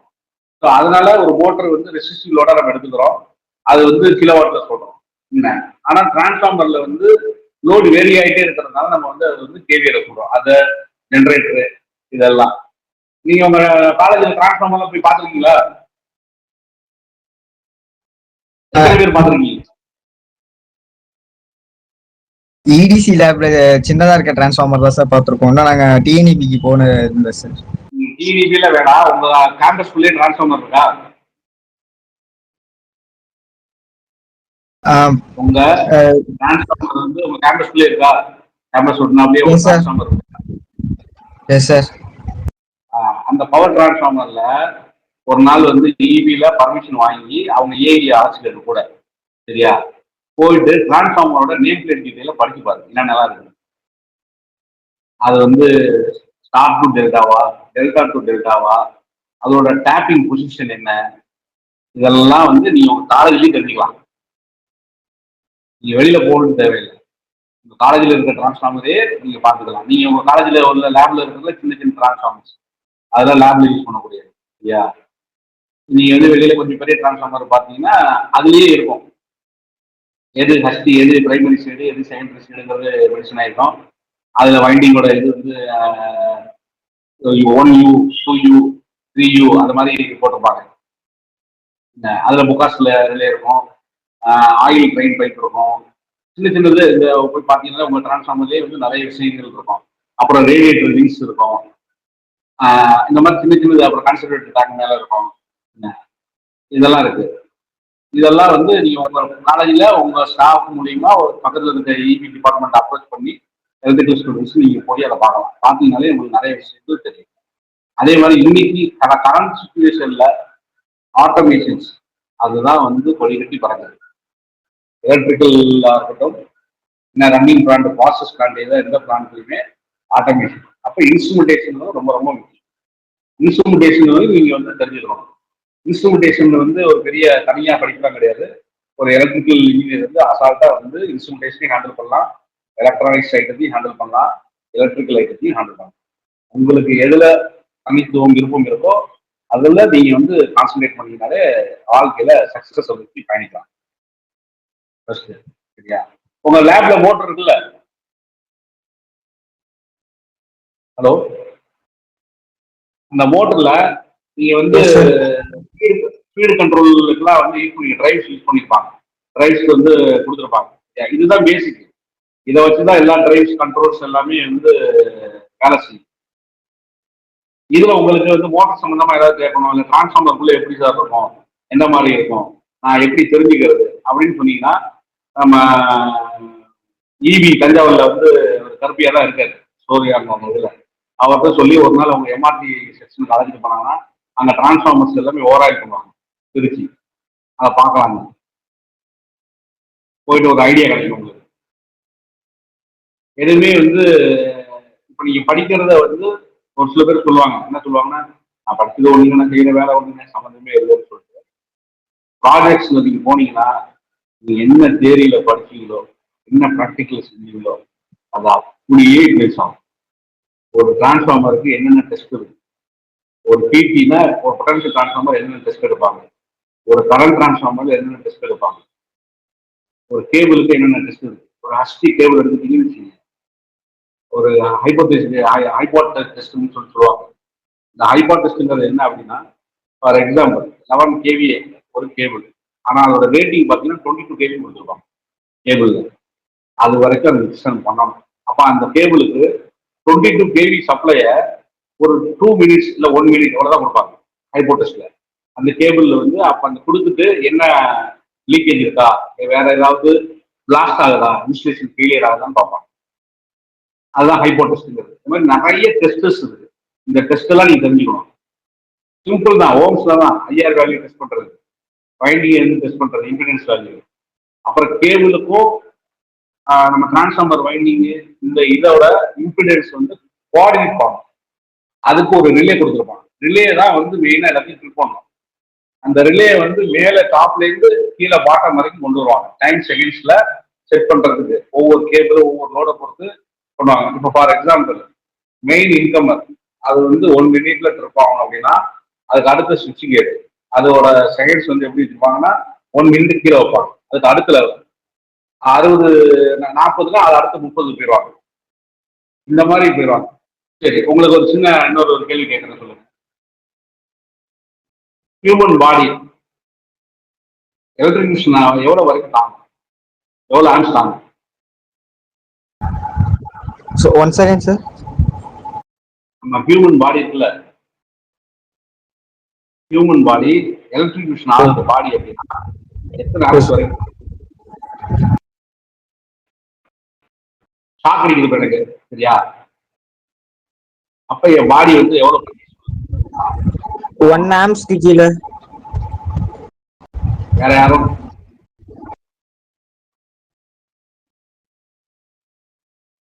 நாங்களும் தப்பா இருந்தா ஒன்றும் பிரச்சனை கிடையாது, தெரிஞ்சுதுங்க. அதுக்குதான் கேட்கறேன். 1 amps அதுக்கு கீழே யாரும் இருக்கீங்களா? பேசினாதான் இப்ப தெரியும் எனக்கு. பேசுங்க. 30 மில்லியன்ஸ் 1 amps கிடையாது தம்பி, நீங்க யாருன்னு தெரியல, பரவாயில்ல, போல்டா சொன்னதுக்கு சந்தோஷம். 30 மில்லியன் 1 amps கீழே என்ன சார்? 1 amps கீழே கிடையாது, 30 மில்லியன்ஸ். மில்லியன்ஸ் 30 மில்லியன்ஸ் வந்து ரைட் சைடோட ஃபிங்கர்ல இருந்து இந்த பக்கம் லெஃப்ட் சைடு ஃபிங்கர் வழியா பாடியில பாஸ் ஆச்சு அப்படின்னா உன்னோட ஹார்ட் எலக்ட்ரிகேஷன் ஆகி ஸ்டாப் ஆகிறதுக்கு போதுமானது. ஏன்னா it will vary different of your body condition resistance. அதனாலதான் இப்ப எல்லா இடத்துலயும் உங்க வந்து ஹவுஸ் வயரிங் எல்லாம் பண்றீங்கல்ல, வயரிங் பண்றீங்க இல்ல பெரிய பெரிய கான்வென்ஸ் எல்லாம் பண்றாங்கல்ல, அந்த லீக்கேஜ் கரண்ட் வந்து 30 மில்லியன்ஸ்க்கு மேல போகாம பார்த்துப்பாங்க. ஹியூமன் வந்து யூஸ் பண்ற இடத்துல எல்லாம் 10 மில்லியன்ஸ் 20 மில்லியன்ஸ் 15 மில்லியன்ஸ் அந்த ரேட்டிங்ல செலக்ட் பண்ணுவாங்க. ஆனா அந்த ரேட்டிங்ல நீங்க செலக்ட் பண்றப்ப ப்ராப்பரா எர்த்திங் இல்ல அப்படின்னா அது வந்து வேஸ்ட். அப்ப எர்த்திங் வந்து ரொம்ப ரொம்ப ப்ராப்பரா இருக்கணும், இருந்தா மட்டும்தான் அது வந்து கரெக்டா வேலை செய்யும். யாருக்காவது இஎல்சிபி என்னன்னு தெரியுமா? அவங்க வீட்டுல யூஸ் பண்றதுதான். இஎல்சிபி என்னன்னு தெரியுமா? ஃபர்ஸ்ட் எம்சிபி தெரியுமா? இஎல்சிபி வந்து எர்த் லீக்கேஜ் யூஸ் பண்ணுவோம் சார். இஎல்சிபி எர்த் பாடியில் லீக்கேஜ் பார்த்தோன்னா ஆட்டோமேட்டிக்காக ட்ரிப் ஆயிடும் இஎல்சிபி. இஎல்சிபி வந்து ப்ரொடெக்ஷன் ஃபார் ஹியூமன் பீயிங், அதுக்காக மட்டும்தான் யூஸ் ஆகும். இஎல்சிபி நல்லா தெரிஞ்சுக்கோங்க. இஎல்சிபி வந்து ஒன்லி ஹியூமன் ப்ரொடெக்ஷன் மட்டும் தான் யூஸ் ஆகும். எக்யூப்மெண்ட்டுக்கோ மற்றதையோ வந்து அது வந்து ப்ரொடெக்ட் பண்ணாது. ஓவர்லோட்லயோ ஷார்ட் சர்க்யூட்லயோ அது வந்து ப்ரொடெக்ட் பண்ணாது. Early ELCP. அதனாலதான் அதுக்கு அடுத்த வெர்ஷன் ஆர்சிசிபின்னு சொல்லி சொல்லுவாங்க. ஆர்சிசிபி என்னன்னு தெரியுமா யாருக்காவது? சார் அது இஎல்சிபி அண்ட் எம்சிபி ரெண்டு வேலையும் பார்க்கும் சார். அது ரிலே சர்க்யூட் சொல்லக்கூடாது, அப்படி சொல்லக்கூடாது. Relay circuit breaker sir. Relay circuit breaker. சரி, உங்களுக்கு தெரிஞ்சதை சொல்லுது, தப்பு கிடையாது, நான் சொல்றேன்.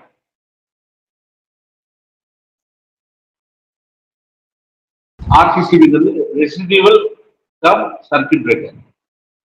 இஎல்சிபிக்கும் ஆர்சிசிபிக்கும் என்ன வித்தியாசம் அப்படின்னா, ஒன்லி லீக்கேஜை மட்டும்தான் இஎல்சிபி செய்யும். ஆனா ஆர்சிசிபி அப்படி பண்ணாது.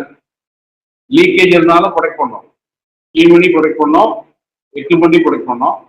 இன்னொன்று ஓவர் வோல்டேஜ், இது அண்டர் வோல்டேஜ்ல வந்து ஹீட் ஆனாலும் ஒரு ட்ரிப் பண்ணும்.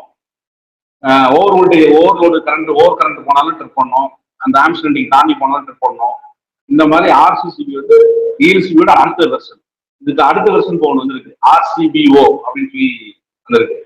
அது இன்னும் கொஞ்சம் ப்ரொடெக்ஷன் கூட கொடுக்குது எக்யூப்மெண்ட்டுக்கு. சரியா? இது வந்து எல்லா இடத்துலையுமே இப்போ வந்து ஆர்சிசிபியும் இல்லை ஆர்சிபிஓ அதெல்லாம் யூஸ் பண்றாங்க.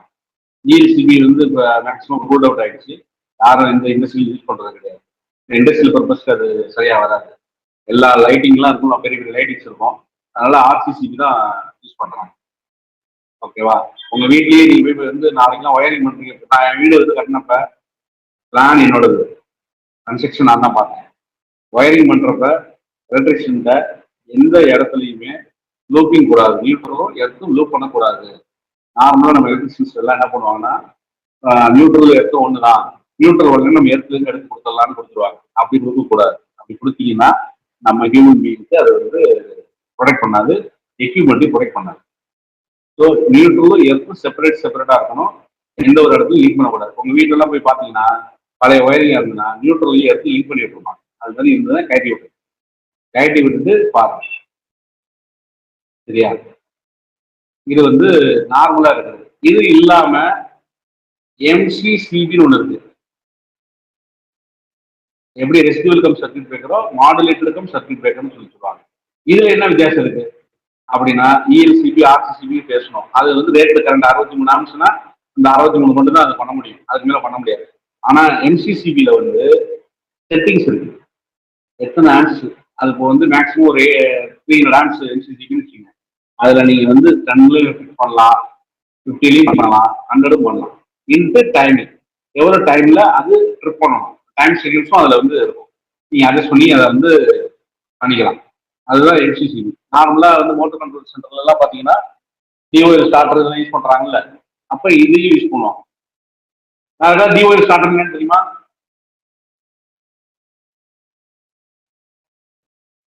TOL starter direct on starter sir. சின்ன மோட்டார்ஸ் யூஸ் பண்ணுவோம் சார். அதெல்லாம் லோ பவர் லோ வோல்டேஜ் மோட்டார்ஸ்க்கு அது வந்து யூஸ் பண்ணுவோம் சார். அப்படி கிடையாது, லோ பவர் லோ வோல்டேஜ்லாம் கிடையாது. சரியா? எல்லாமே மோட்டர் வந்து ஒன்று ஹஸ்கி மோட்டர், ரெண்டு எல்டி மோட்டர். சரியா? எல்டி மோட்டர்ல சிங்கிள் பேஸ் இருக்கு, 3 பேஸ் இருக்கு. கரெக்டா? இனி சிங்கிள் பேஸ் மோட்டருக்கு வந்து டிஓஎல் ஸ்டார்டர் யூஸ் பண்ணுவாங்க. 3 பேஸ் மோட்டர் கொஞ்சம் கிலோவாட் அதிகமா இருக்கிறதுக்கு வந்து ஸ்டார்டர் தான் யூஸ் பண்ணுவாங்க. ரெண்டுக்கும் பெரிய டிஃபரன்ஸ் கிடையாது. என்ன மெயின் டிஃபரன்ஸ் நான் சொல்றேன். டிஓஎல்ல வந்து டைரக்ட் ஆன்லைன் ஸ்டார்டர். ஒரு மோட்டர் வந்து ரன் பண்றப்ப ஸ்டார்டிங் கரண்ட் எவ்வளவு, எத்தனை டைம்ஸ் அதிகமா இருக்கும்? மோட்டரோட ஸ்டார்டிங் கரண்ட் எத்தனை நம்பர் ஆஃப் டைம்ஸ் அதிகமா இருக்கும்? ஸ்டெடி ஸ்டேட் கரண்ட்டை விட அதிகமா இருக்கும் சார். ஒரு டபுள் த டைம் மேல இருக்கும் சார். ஒரே ஒரு பையன் மட்டும் தான் எல்லாரும் சொல்றாங்க. சொல்றேன் கேட்டுக்கோங்க. நீ வந்து மோட்டர், எலக்ட்ரிக்கல் மோட்டர் படிச்சிருப்பீங்க, அதில் தெளிவா இருக்கும். 6 டைம்ஸ் கரண்ட் வில் ஹை இந்த ஸ்டார்டிங். ரேட்டட் கரண்ட் இருக்குல்ல, மோட்டரோட ரேட்டட் கரண்டோட 6 டைம்ஸ் வந்து ஜாஸ்தியாக போகும். அது எவ்வளவு நேரம் போகும்னா ஒரு ஃபியூ செகண்ட்ஸ் தான் போகும். சரியா? அந்த மாதிரி நேரத்துல டிஓஎல் ஸ்டார்டர் சப்போர்ட் பண்ணாதுங்கிறதுக்காக தான் ஸ்டார் டெல்டா போவாங்க. ஸ்டார் டெல்டா கொஞ்சம் ஸ்டேபிளா இருக்கும்.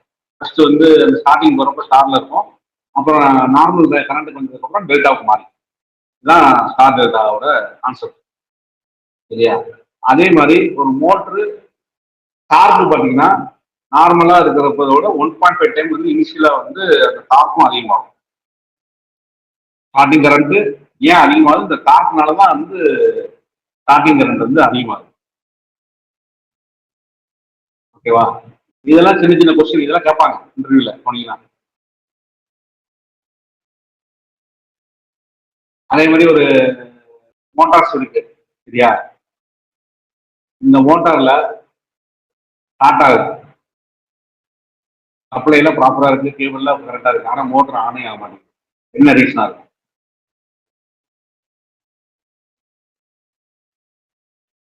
ஒரு சிங்கிள் பேஸ் மோட்டர் உங்க வீட்டில் யூஸ் பண்றீங்க, ஒரு பம்பு வந்து தொட்டிலேருந்து தண்ணி மேலே ஏற்றுறீங்க, சப்ளை எல்லாம் இருக்கு, மோட்டர் ஓட மாட்டேங்குது. என்ன பண்ணுங்க? எப்படி பண்ணுங்க?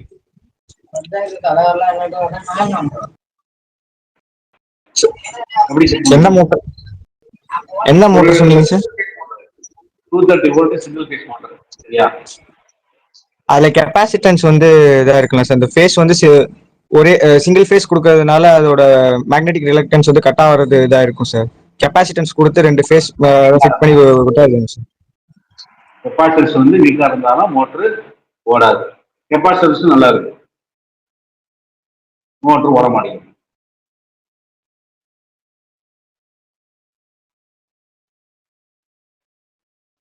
என்ன ப்ராப்ளம்?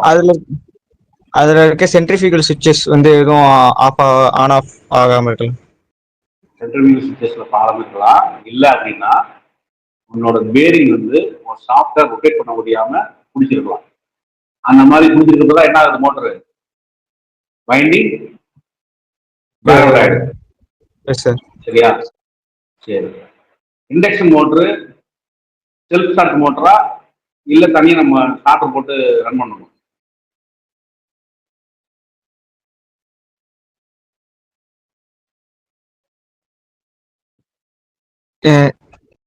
தெரியுமா? இண்டக்ஷன் மோட்டர் தானே sir? Sir 3 phase self starting sir, ஆனா single phase induction motor self starting இல்ல சார். Yes sir. 3 ஃபேஸ் வந்து செல்ஃப் ஸ்டார்டிங் இண்டக்ஷன் மோட்டர். சரியா? சிங்கிள் ஃபேஸ் வந்து கிடையாது. Correct, right.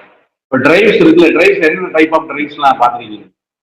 ஒரு மோட்டர்ல டிரைவ்ஸ் வந்து கனெக்ட் பண்றாங்கல்ல, என்னென்ன டைப் ஆஃப் டிரைவ்ஸ்லாம் இருக்கு?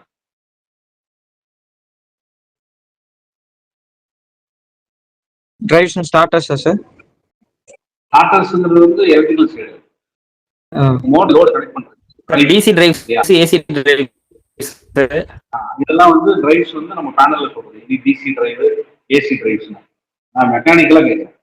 ஒரு மோட்டர்ல ஒரு டிரைவ் கனெக்ட் பண்றீங்க, சரியா? லோடு என்னென்ன மாதிரியான டிரைவ்ஸ்ங்கிறது வந்து லோடு தான். மோட்டரோட லோடு தான் டிரைவ். கரெக்டா? DC AC.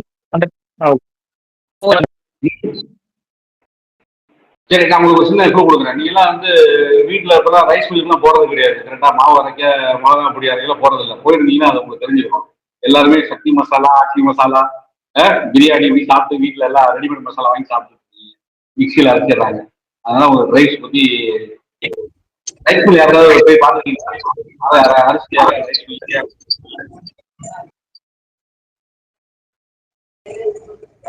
பாத்துறீங்களா இல்லையா?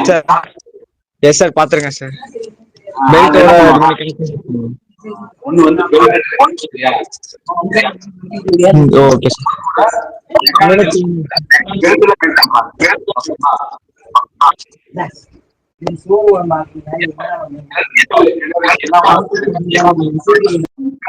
ட்ரைவ் பண்றதுக்கு என்ன பண்றாங்க? பெல்ட் யூஸ் பண்றாங்க. சரியா? இப்ப இந்த எலக்ட்ரிக்கல் பைக் எல்லாம் பாக்குறீங்களா? எத்தனை பேர் எலக்ட்ரிக்கல் ஸ்கூட்டர், எலக்ட்ரிக்கல் பைக் எடுத்தீங்க? உள்ள கண்ட்ரோல்ஸ் இருக்கும். ஹாய்ஸ்டும்பாங்க, இந்த ஹூக் இருக்குல்ல, அது இல்லைன்னா இந்த லோடிங் பண்றதை வந்து ஹாய்ஸ்டும்பாங்க. ஹாய்ஸ்ட் டிரைவ்ஸ்பாங்க. லாங் டிராவல், ஃபாஸ்ட் டிராவல் மோட்டரும்பாங்க. அங்க யூஸ் பண்ணக்கூடிய மோட்டர் என்ன மோட்டர் தெரியுமா? ட்ரெயின்ல யூஸ் பண்ற மோட்டர் என்ன மோட்டர் யாருக்கா தெரியுமா?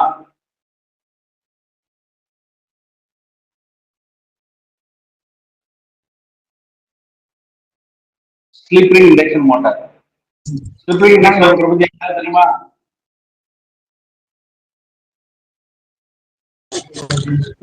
ஆர்மேச்சரோட வைண்டிங்ல வந்து டேர்ன்ஸ் எடுத்து இது பண்ணியிருப்போம் சார். நார்மல் இண்டக்ஷன் மோட்டார்ல வந்து ராட்ஸ் யூஸ் பண்ணியிருப்போம். இதுல காயில் யூஸ் பண்ணி ஷாப் ஒரு ரிங் வச்சு அதை க்ளோஸ் பண்ணியிருப்போம் சார். க்ளோஸ் சர்க்யூட் பண்ணுவோம். அடிஷ்னலா எக்ஸ்டர்னலா நம்ம என்ன பண்றோம், ரெசிஸ்டிவ் வந்து லோட கொடுக்குறோம் ஸ்லிப் ரிங்க்கு. நீங்க கொடுக்குற ரெசிஸ்டன்ஸ் பொறுத்து ஜாய்ஸ்டிக் நீ ஆப்ரேட் பண்றாலும் ஆப்ரேட்டர் இந்த ஸ்டிக் ஆப்ரேட் பண்றப்ப ரெசிஸ்டர் தான் அவன் கொடுக்குறான். பேஸ்ட் ஆன் த ரெசிஸ்டன்ஸ் தான் அந்த மோட்டர் வேகமா போகுதா மெதுவா போகணுமா அப்படிங்கிறது அந்த ரெசிஸ்டர் பொறுத்து மோட்டரோட ஸ்பீடு வந்து வேரி ஆகும். அதனால slip ring induction motor use பண்றாங்க. சரியா? ஸ்டெப் அப் மோட்டர்லாம் எங்க யூஸ் பண்றாங்கன்னு தெரியுமா? ஸ்டெப் அப் மோட்டர் வந்து என்ன பண்ணும்? ஒவ்வொரு மோட்டார் மாதிரி கண்டினியூஸ் ரொட்டேஷனா இல்லாம ஒரு ஸ்டெப் ஆங்கிள் கன்சிக்யூட்டிவா மூவ் ஆகும் சார். சப்ளை கொடுக்க பல்ஸ் கொடுக்க. சரியா?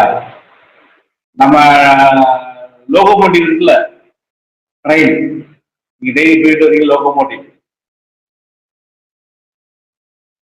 அதுல என்ன யூஸ் பண்றாங்கன்னு தெரியுமா?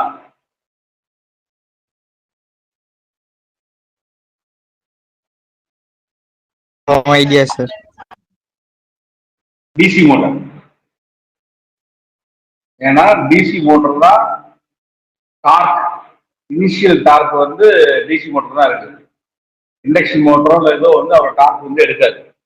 டிசி மோட்டர் தான் வந்து அவ்வளோ தூரம் டார்க் எடுக்கும். ஸோ டிசி மோட்டர் அங்கே வந்து யூஸ் பண்ணுறது எல்லாமே டிசி மோட்டர். ஏசி சப்ளையை வந்து கன்வெர்ட் பண்ணி டிசியை மாற்றி டிசி மோட்டர் தான் யூஸ் பண்ணுறாங்க. அதே மாதிரி பிரேக்கிங்ஸ் வந்து எலக்ட்ரோ மேக்னட்டிக் பிரேக் யூஸ் பண்ணுறாங்க. அதே கான்செப்ட் தான் மெட்ரோ ட்ரெயின். நீங்க சிவகுரு பிடிங்க சார், அவன் வந்து மெட்ரோ ப்ராஜெக்ட் ஃபுல்லா வேர்ல்டு வைடு அவன் தான் பார்க்கலாம். சென்னையில் ஓடுதுல மெட்ரோ ட்ரெயின்,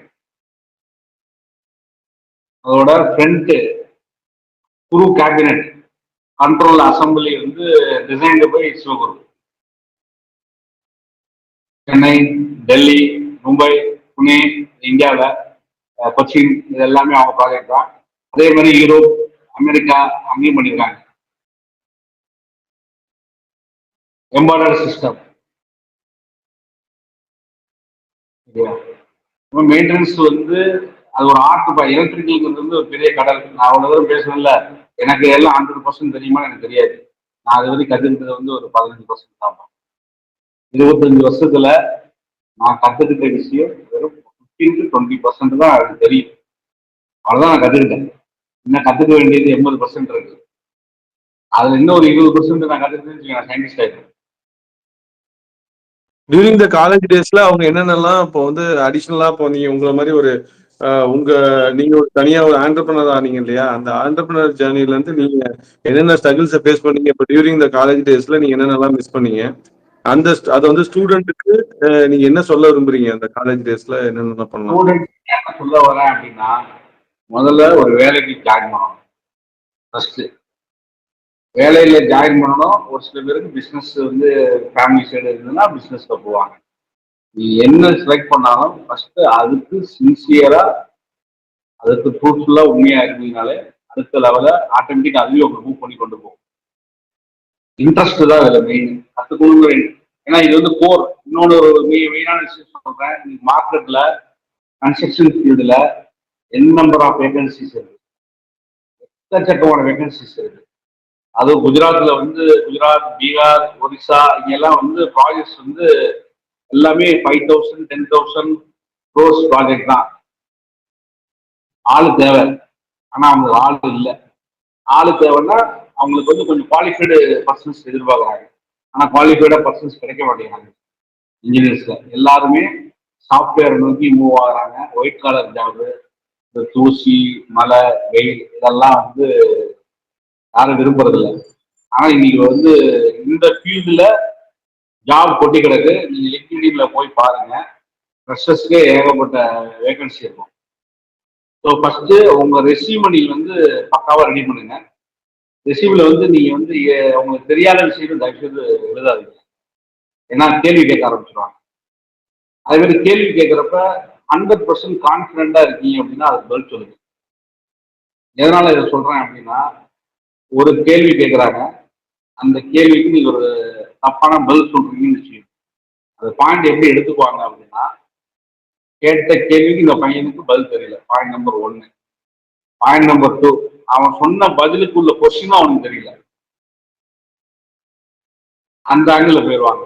அப்புறம் அதுல இருந்து திரும்ப திரும்ப கேள்வி கேட்டுக்கிட்டே இருப்பாங்க அவங்க கண்டினியூஸா. ஸோ அப்ப நீ உனக்கு என்ன சப்ஜெக்ட் நல்லா தெரியுமோ அதை ரெசியூம்ல வந்து நீ உள்ள கொண்டு வாங்க. உனக்கு 10 கொஸ்டின் கேட்கறாங்க, நீ 2 கொஸ்டின் தான் ஆன்சர் தான் கரெக்டா ஆன்சர் பண்ணு, போல்டா பண்ணு, கான்பிடண்டா பண்ணு. அதை தான் எல்லா இன்டர்வியூல எதிர்பார்ப்பாங்க. ரெண்டாவது, இன்னைக்கு வந்து காலகட்டங்கள்ல இப்ப எப்படி பண்றாங்கன்னா, அச்சார்ல ஒரு ரெசியூம் கொடுத்தீங்கன்னா அவன் வந்து ஏஐல கொடுத்துறான் இந்த ரெசியூம் ஷார்ட் லிஸ்ட் பண்றது, பாதி பர்சன்ட் அடி வாங்கிடுறாங்க. ஸோ அதனால நீங்க வந்து ரெசியூம் ப்ரிப்பேர் பண்றப்ப ரொம்ப கேர்ஃபுல்லா 95% ப்ரிப்பேர் பண்ணுங்க. இன்டர்ன்ஷிப்க்கு ட்ரை பண்ணுங்க. இன்டர்ன்ஷிப் வந்து உங்களுக்கு ஒரு ஐடியா கிடைக்கும். போனீங்கன்னா ஒரு இண்டஸ்ட்ரி எப்படி இருக்கு, என்ன மாதிரியான இதுல யாரும் வந்து உங்களுக்கு எந்த ஒரு இண்டஸ்ட்ரியும் கத்தெல்லாம் கொடுக்க மாட்டாங்க. வேலைக்கு போனீங்கன்னா நீங்களாதான் படித்த புக்கை வச்சு படிச்சு தெரிஞ்சுக்கணும், எப்படி வேலை செய்யுங்கிறது தெரிஞ்சுக்கணும். சார் எனக்கு சொல்லியே எந்த கொடுக்க மாதிரி மாட்டேங்க. சாரி சார், எந்த மாதிரி கம்பெனிக்கு இப்போ நம்ம போற இன்டர்ன்ஷிப் போகணும் அப்படின்னா எந்த மாதிரி இடத்துக்கு போனா பெட்டரா இருக்கும்? இப்போ இந்த காலேஜ் டேஸ்ல இன்டர்ன்ஷிப் காலேஜ் டேஸ்ல இன்டர்ன்ஷிப் உங்க போகணும்னு வச்சுங்க, ஃபர்ஸ்ட் ஒரு ப்ராசஸிங் பிளான்ட்டுக்கு போறாங்கன்னு வச்சுங்க, ஒரு ப்ராசஸ் எப்படி இருக்குங்கிறத தெரிஞ்சுப்பாங்க. ஒரு பிளான்ட் வந்து எப்படி ரன் ஆகுது, என்ன மாதிரியான என்னென்ன டிபார்ட்மெண்ட்லாம் இருக்கு, இன்னும் எல்லா டிபார்ட்மெண்ட்லயும் ஒரு ஒரு நாள் அப்படியே அவங்க இது பண்ணுவாங்க. அந்த மாதிரி அவங்க வரப்போ ஒரு ஒரு மாசம், இந்த மாசம் இந்த உள்ள ரன்னிங் பிளான்ட்ல உள்ள பாக்குறப்ப அவங்களுக்கு வந்து யூஸ்ஃபுல்லா இருக்கும். ப்ராஜெக்ட்ஸ் வந்து அது வந்து ஆன் சைட் தான் சார் பண்ண முடியும். ப்ராஜெக்ட்ஸை பொறுத்த வரைக்கும் ப்ராஜெக்ட் சைஸ் நிறைய இருக்கு, நானே கூட்டு போக முடியும்னால. ஆனா அவங்களுக்கு வந்து பாதி ஒர்க்கு முடிஞ்சிருக்கும், பாதி ஒர்க்கு முடிஞ்சிருக்காது, சரியா? அதனால அவங்களுக்கு வந்து ஆனா வந்து டிராயிங் படிக்க கத்துக்கணும். ஒரு டிராயிங் எப்படி படிப்பீங்க? எலக்ட்ரிக்கல் டிராயிங் இருக்கு, ஒரு கண்ட்ரோல் ஒயரிங் டிராயிங் இருக்கு. டிராயிங் எப்படி படிப்பீங்க நார்மலா? ஏன்னா உங்க இன்ஜினியரிங் இப்ப டிராயிங்லாம் இல்லை நினைக்கிறேன். டிராயிங் எப்படி படிப்பீங்க?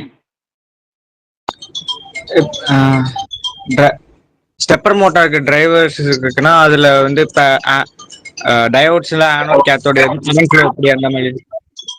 இல்ல இல்ல, ஒரு டிராயிங் ஷீட் கையில கொடுத்தாங்க, சரியா? அதோட ஸ்கேலிங் பார்க்கணுமா சார் ஃபர்ஸ்ட்? ஃபர்ஸ்ட் வந்து ஒரு டிராயிங் வந்து படிக்கணும்னா கீழே வந்து நேம் பிளேட் டீட்டெயில் கொடுத்துருவாங்க ஃபர்ஸ்ட், சரியா? சொன்ன மாதிரி அந்த நேம் பிளேட் டீட்டெயில படிச்சீங்கனாலே அது என்ன ஸ்கேல்ல டிராயிங் இருக்கு, என்ன மாதிரியான யாரு ப்ரிப்பேர் பண்ணியிருக்கா, இந்த டிராயிங் என்ன சொல்லுதுங்கிறது தெரிஞ்சு எதுக்குள்ள டிராயிங் தெரிஞ்சிடும் ஃபர்ஸ்ட். அடுத்து டிராயிங்கோட லெஃப்ட் கார்னர் டாப், அதுல இருந்து ரைட் சைடு டவுன் அப்படிதான் வரணும் drawing. Left corner to go through right with down. அப்படி பார்க்கறப்ப டிராயிங் வந்து கிளீனா உங்களுக்கு அண்டர்ஸ்டாண்ட் ஆகும். மொத்தமா அப்படியே பார்க்காம ஃபர்ஸ்ட் லெஃப்ட் கார்னர்ல ஸ்டார்ட் பண்ணுங்க, அப்படியே ரைட்ல போங்க, அப்படியே கீழே வாங்க, திருப்பி ரைட்ல போங்க கீழே வாங்க, ரைட்ல போங்க கீழே வாங்க. அப்படிதான் இருக்கும். கண்ட்ரோல் டிராயிங் எல்லாமே நிறைய நம்பர் ஆஃப் சீட்ஸ் இருக்கும், ஒவ்வொரு சீட்டா நீங்க வந்து போகணும். டிராயிங் பார்க்கறது வந்து ஒரு தனி இது. அதை பார்த்துட்டு அதுல வந்து 2 விதமான இருக்கு. ஒன்று கண்ட்ரோல் டிராயிங் இருக்கு, இன்னொன்னு சைட் லே அவுட்டும்பாங்க. ஒவ்வொரு எக்யூப்மெண்ட்டும் தனித்தனியா இருக்கும். சைட் லே அவுட் ஒன்று இருக்கும், அந்த லே அவுட்ல ஒவ்வொரு ஏரியாவுக்கும் தனித்தனியா டிராயிங் இருக்கும். இதுல வந்து பிஓக்யூம்பாங்க, பில் ஆஃப் குவான்டிட்டிம்பாங்க. ஒரு ப்ராஜெக்ட் அதை எடுக்கணும், அந்த பில் ஆஃப் குவான்டிட்டி எடுத்து செலக்ட் பண்ணணும். இது எல்லாமே தான் உங்களுக்கு ஸ்கில். நீங்க படிக்கிறது சப்ஜெக்ட், ஸ்கில்லுங்கிறது வந்து நீங்க டெவலப் பண்ணிக்கிறது. எப்படி நீங்க உங்களை டெவலப் பண்ணிக்கிறீங்க வேலைக்கு போற இடத்துல. இப்ப நான் சிம்பிளா ஒன்று வந்து சொல்றேன், அது சப்ஜெக்ட்ல விட்டுடலாம். இப்ப நம்ம வேலைக்கு போகணும், எப்படி அப்ளை பண்ணணும், என்ன மாதிரி அப்ளை பண்ணலாம் சொல்லுங்க. எப்படி அப்ளை பண்ண போறீங்க நீங்க வேலைக்கு? ரெஸ்யூம் சென்ட் பண்ணி தானே சார் நார்மலா? ரெஸ்யூம் சென்ட் பண்ணுவீங்க, ரெஸ்யூமை வந்து ப்ரிப்பேர் பண்ணணும்ல, எப்படி ரெஸ்யூம் ப்ரிப்பேர் பண்ணுவீங்க? சரியா கேட்கல சார், ஒன் செகண்ட். நான் ஒரு ரெஸ்யூம் ப்ரிப்பேர் பண்றேன், எப்படி பண்ணுவீங்க?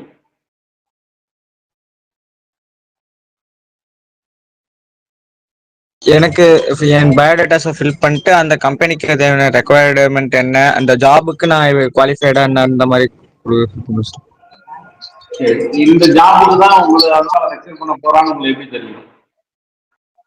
அவன் ஒரு கிரிட்டீரியா கொடுக்குறான்.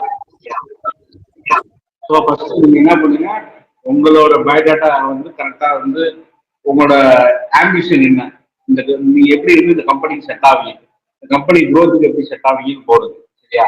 இப்போ ஃப்ரெஷர்ஸ் தானே நீங்க. அடுத்து உங்களோட மார்க் ஷீட்டை கொண்டு வந்துருங்க. கீழே என்னென்ன காலேஜ்ல இருந்து அந்த போர்டில் படிச்சீங்க, 10th இருந்து, ஏன்னா 10th இருந்து கேட்கறாங்க இப்பெல்லாம் மார்க் என்ன அப்ளைன் பண்ணிருக்கீங்கன்னு கொண்டு வந்துருங்க. அப்புறம் உங்களோட ஸ்கில் செட் என்னங்கிறத சொல்லுங்க, எதுல வந்து உங்களுக்கு ஸ்கில்ஸ் இருக்கு.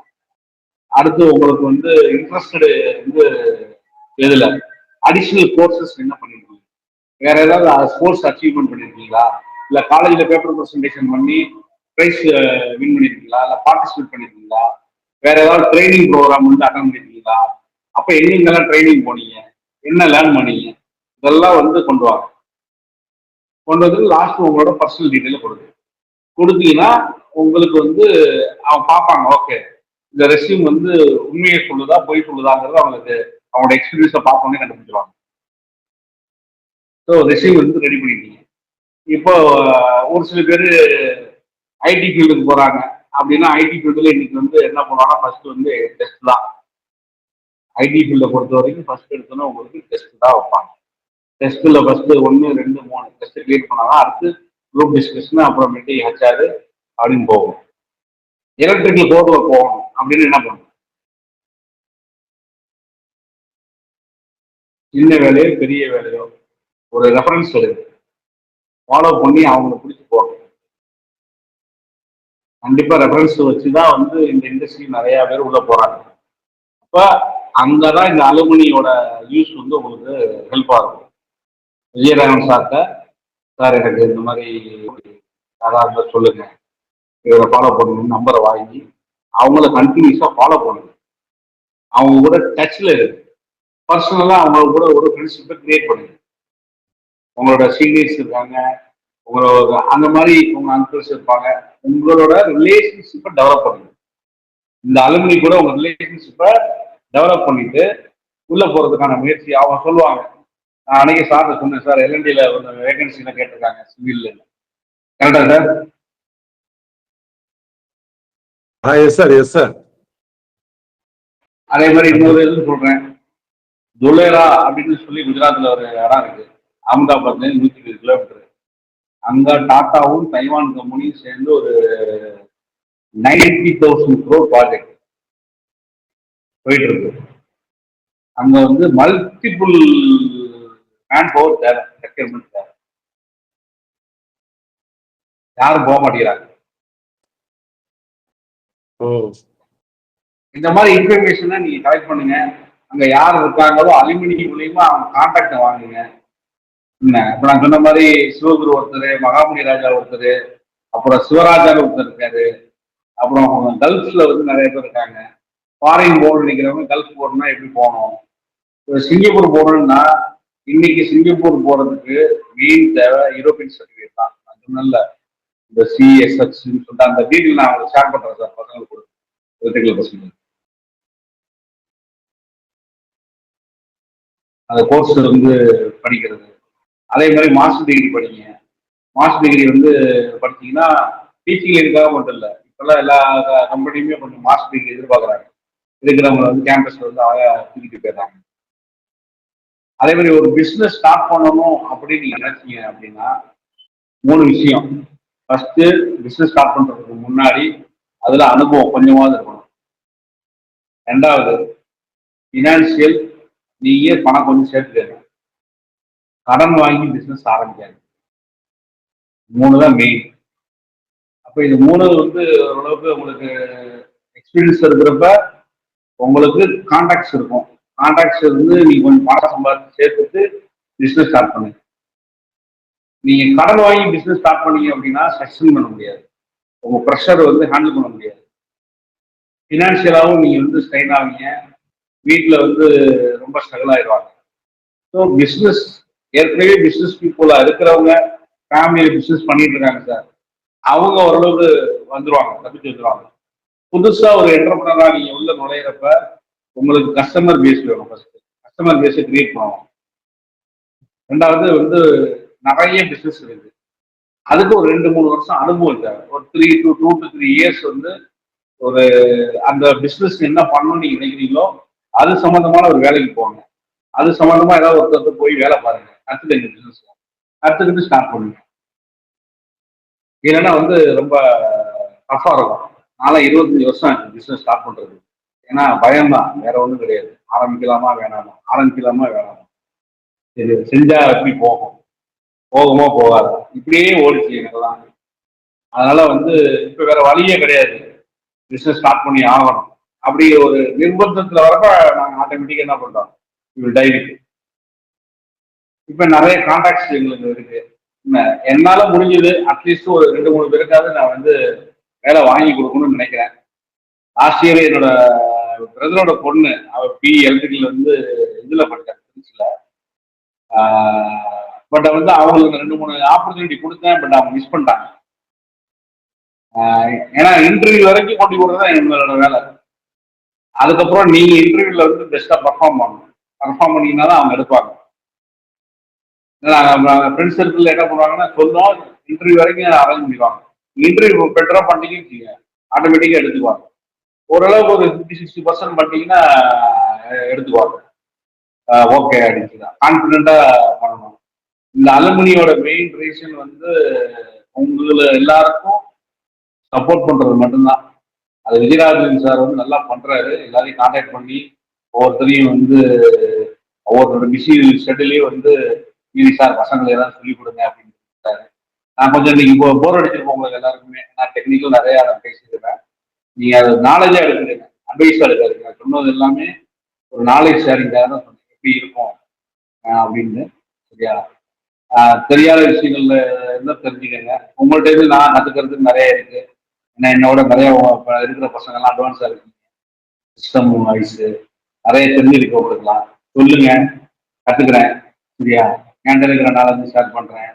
நம்பரை வந்து விஜயகாந்த் சார்ட்ட வாங்கிக்கங்க. என்னால முடிஞ்ச விஷயத்த வந்து நான் உங்களுக்கு சப்போர்ட் பண்ணி செஞ்சு கொடுக்குறேன். சரியா? ஹெவி இண்டஸ்ட்ரீஸ்ல ஏதாவது கன்ஸ்ட்ரக்ஷன் வேலைக்கு போறவங்க இருக்காங்க அப்படின்னா சொல்லி விடுறேன். எடுத்தோடனே பெரிய பெரிய கம்பெனில எல்லாருக்கும் வேலை கிடைக்கிறது கிடையாது. அதுக்காக எல்லாரும் வந்து நீங்கெல்லாம் வந்து அன்ஃபிட்டும் கிடையாது. Everybody fit. சரியா? அதை முதல்ல ஒன்னே நீங்க நம்புங்க, உங்களை நீங்க வந்து பிலீவ் பண்ணுங்க. எந்த வேலை கிடைச்சாலும் தைரியமா எலக்ட்ரிக்கல் சைடு உங்களோட சைடு நீங்க வந்து போங்க, கத்துக்கங்க. கன்ஸ்ட்ரக்ஷன்ல வந்து பாத்தீங்கன்னா சிவில், மெக்கானிக்கல், எலக்ட்ரிக்கல் 3மே கத்துக்கலாம். ஒரு எலக்ட்ரிக்கல் இன்ஜினியர் வந்து எலக்ட்ரிக்கல் மட்டும்தான் இல்லை, ப்ராஜெக்ட்ல சிவிலு, மெக்கானிக்கலு, எரெக்ஷனு, கன்ஸ்ட்ரக்ஷனு எல்லாத்தையும் கத்துக்கலாம். அதுக்கு உங்களுக்கு இன்ட்ரெஸ்ட் இருக்கணும். எனக்கெல்லாம் பார்த்தீங்கன்னா 3மே தெரியும். சிவிலும் தெரியும், மெக்கானிக்கலும் தெரியும், எலக்ட்ரிக்கலும் தெரியும், இன்ஸ்ட்ருமெண்டேஷனும் தெரியும். 4மே வந்து என்னோட அனுபவத்துல கற்றுக்கிட்டு தான், உங்களோட ஓன் இன்ட்ரெஸ்ட்ல கற்றுக்கிட்டு தான். நீங்க வந்து உங்களுக்கு தேவை இப்போ வந்து காலேஜ் முடிச்சு வெளியே வந்தோன்னே ஒரு 6 மாசம் வந்து எதுவும் தெரியாது, ஜாலியா ஓட்டிடுவீங்க. வேலைக்கு போகாட்டா கூட அப்படியே. ஆனா அந்த 6 மாசத்துக்கு அப்புறம் தாண்டிட்டு நீங்க 1 இயர் கழிச்சு பழகிடும் உங்களுக்கு. அப்புறம் வந்து போர் அடிக்கும், வேலைக்கு போகணுங்கிற மூடு வராது. வேலையை வந்து நீங்க தேட மாட்டீங்க. கேட்டா என்ன சொல்லுவீங்க, சார் வேலை கிடைக்கிறது. நிறைய பேர் என்ன பண்றாங்கன்னா பிஇ படிச்சுட்டு வேற வேலைக்கு போயிடுறாங்க. அந்த கோர்லயே நிறைய பேர் இப்பெல்லாம் இல்லை, நான் பாக்குற வரைக்கும். பேங்கிங் சைடு எக்ஸாம் எழுதி போயிடுறாங்க, கவர்மெண்ட் சைடு எக்ஸாம் எழுதி போயிடுறாங்க. அது உங்களுடைய விருப்பம். கவர்மெண்ட் சைடு எக்ஸாம் நிறைய இருக்கு, எழுதுங்க. எக்ஸாம்ஸ் வந்து எழுதுறது தப்பு கிடையாது. கோர்ல போகணும், எலக்ட்ரிக்கல் கோர்ல போகணும்னு நினைக்கிறவங்க சார்கிட்ட என் நம்பர் வாங்குங்க, கான்டாக்ட் பண்ணுங்க. வாட்ஸ்அப் நம்பர் சார் தெரியும், பேசுங்க. அட்வைஸ் பர்சனலா வந்து சார் இந்த மாதிரி இருக்கு, இந்த டெக்னிக்கலா சொல்லணும்னா டெக்னிக்கலா எக்ஸ்பிளைன் பண்ணுவோம். இல்லை வேலைக்கு வந்து ஆஃபர் எங்கேயாவது வருது, வேகன்சி இருக்குன்னா இன்ஃபார்ம் பண்ணுவோம், தம்பி இந்த இடத்துல வேகன்சி இருக்கு அப்படிங்கிறத வந்து ஷேர் பண்ணுவோம். அதே மாதிரி நான் எங்களுக்கு ஒரு 4-5 குரூப் இருக்கு, டிப்ளமோ படிச்ச குரூப் இருக்கு. அதில் வந்து அடிக்கடி போட்டுக்கிட்டே இருப்பாங்க, இதெல்லாம் வேக்கன்ட் இருக்கு, அப்ளை பண்ண சொல்லுங்க, யாராவது ப்ரெஷர்ஸ் இருந்தாங்கன்னா அப்படின்னு.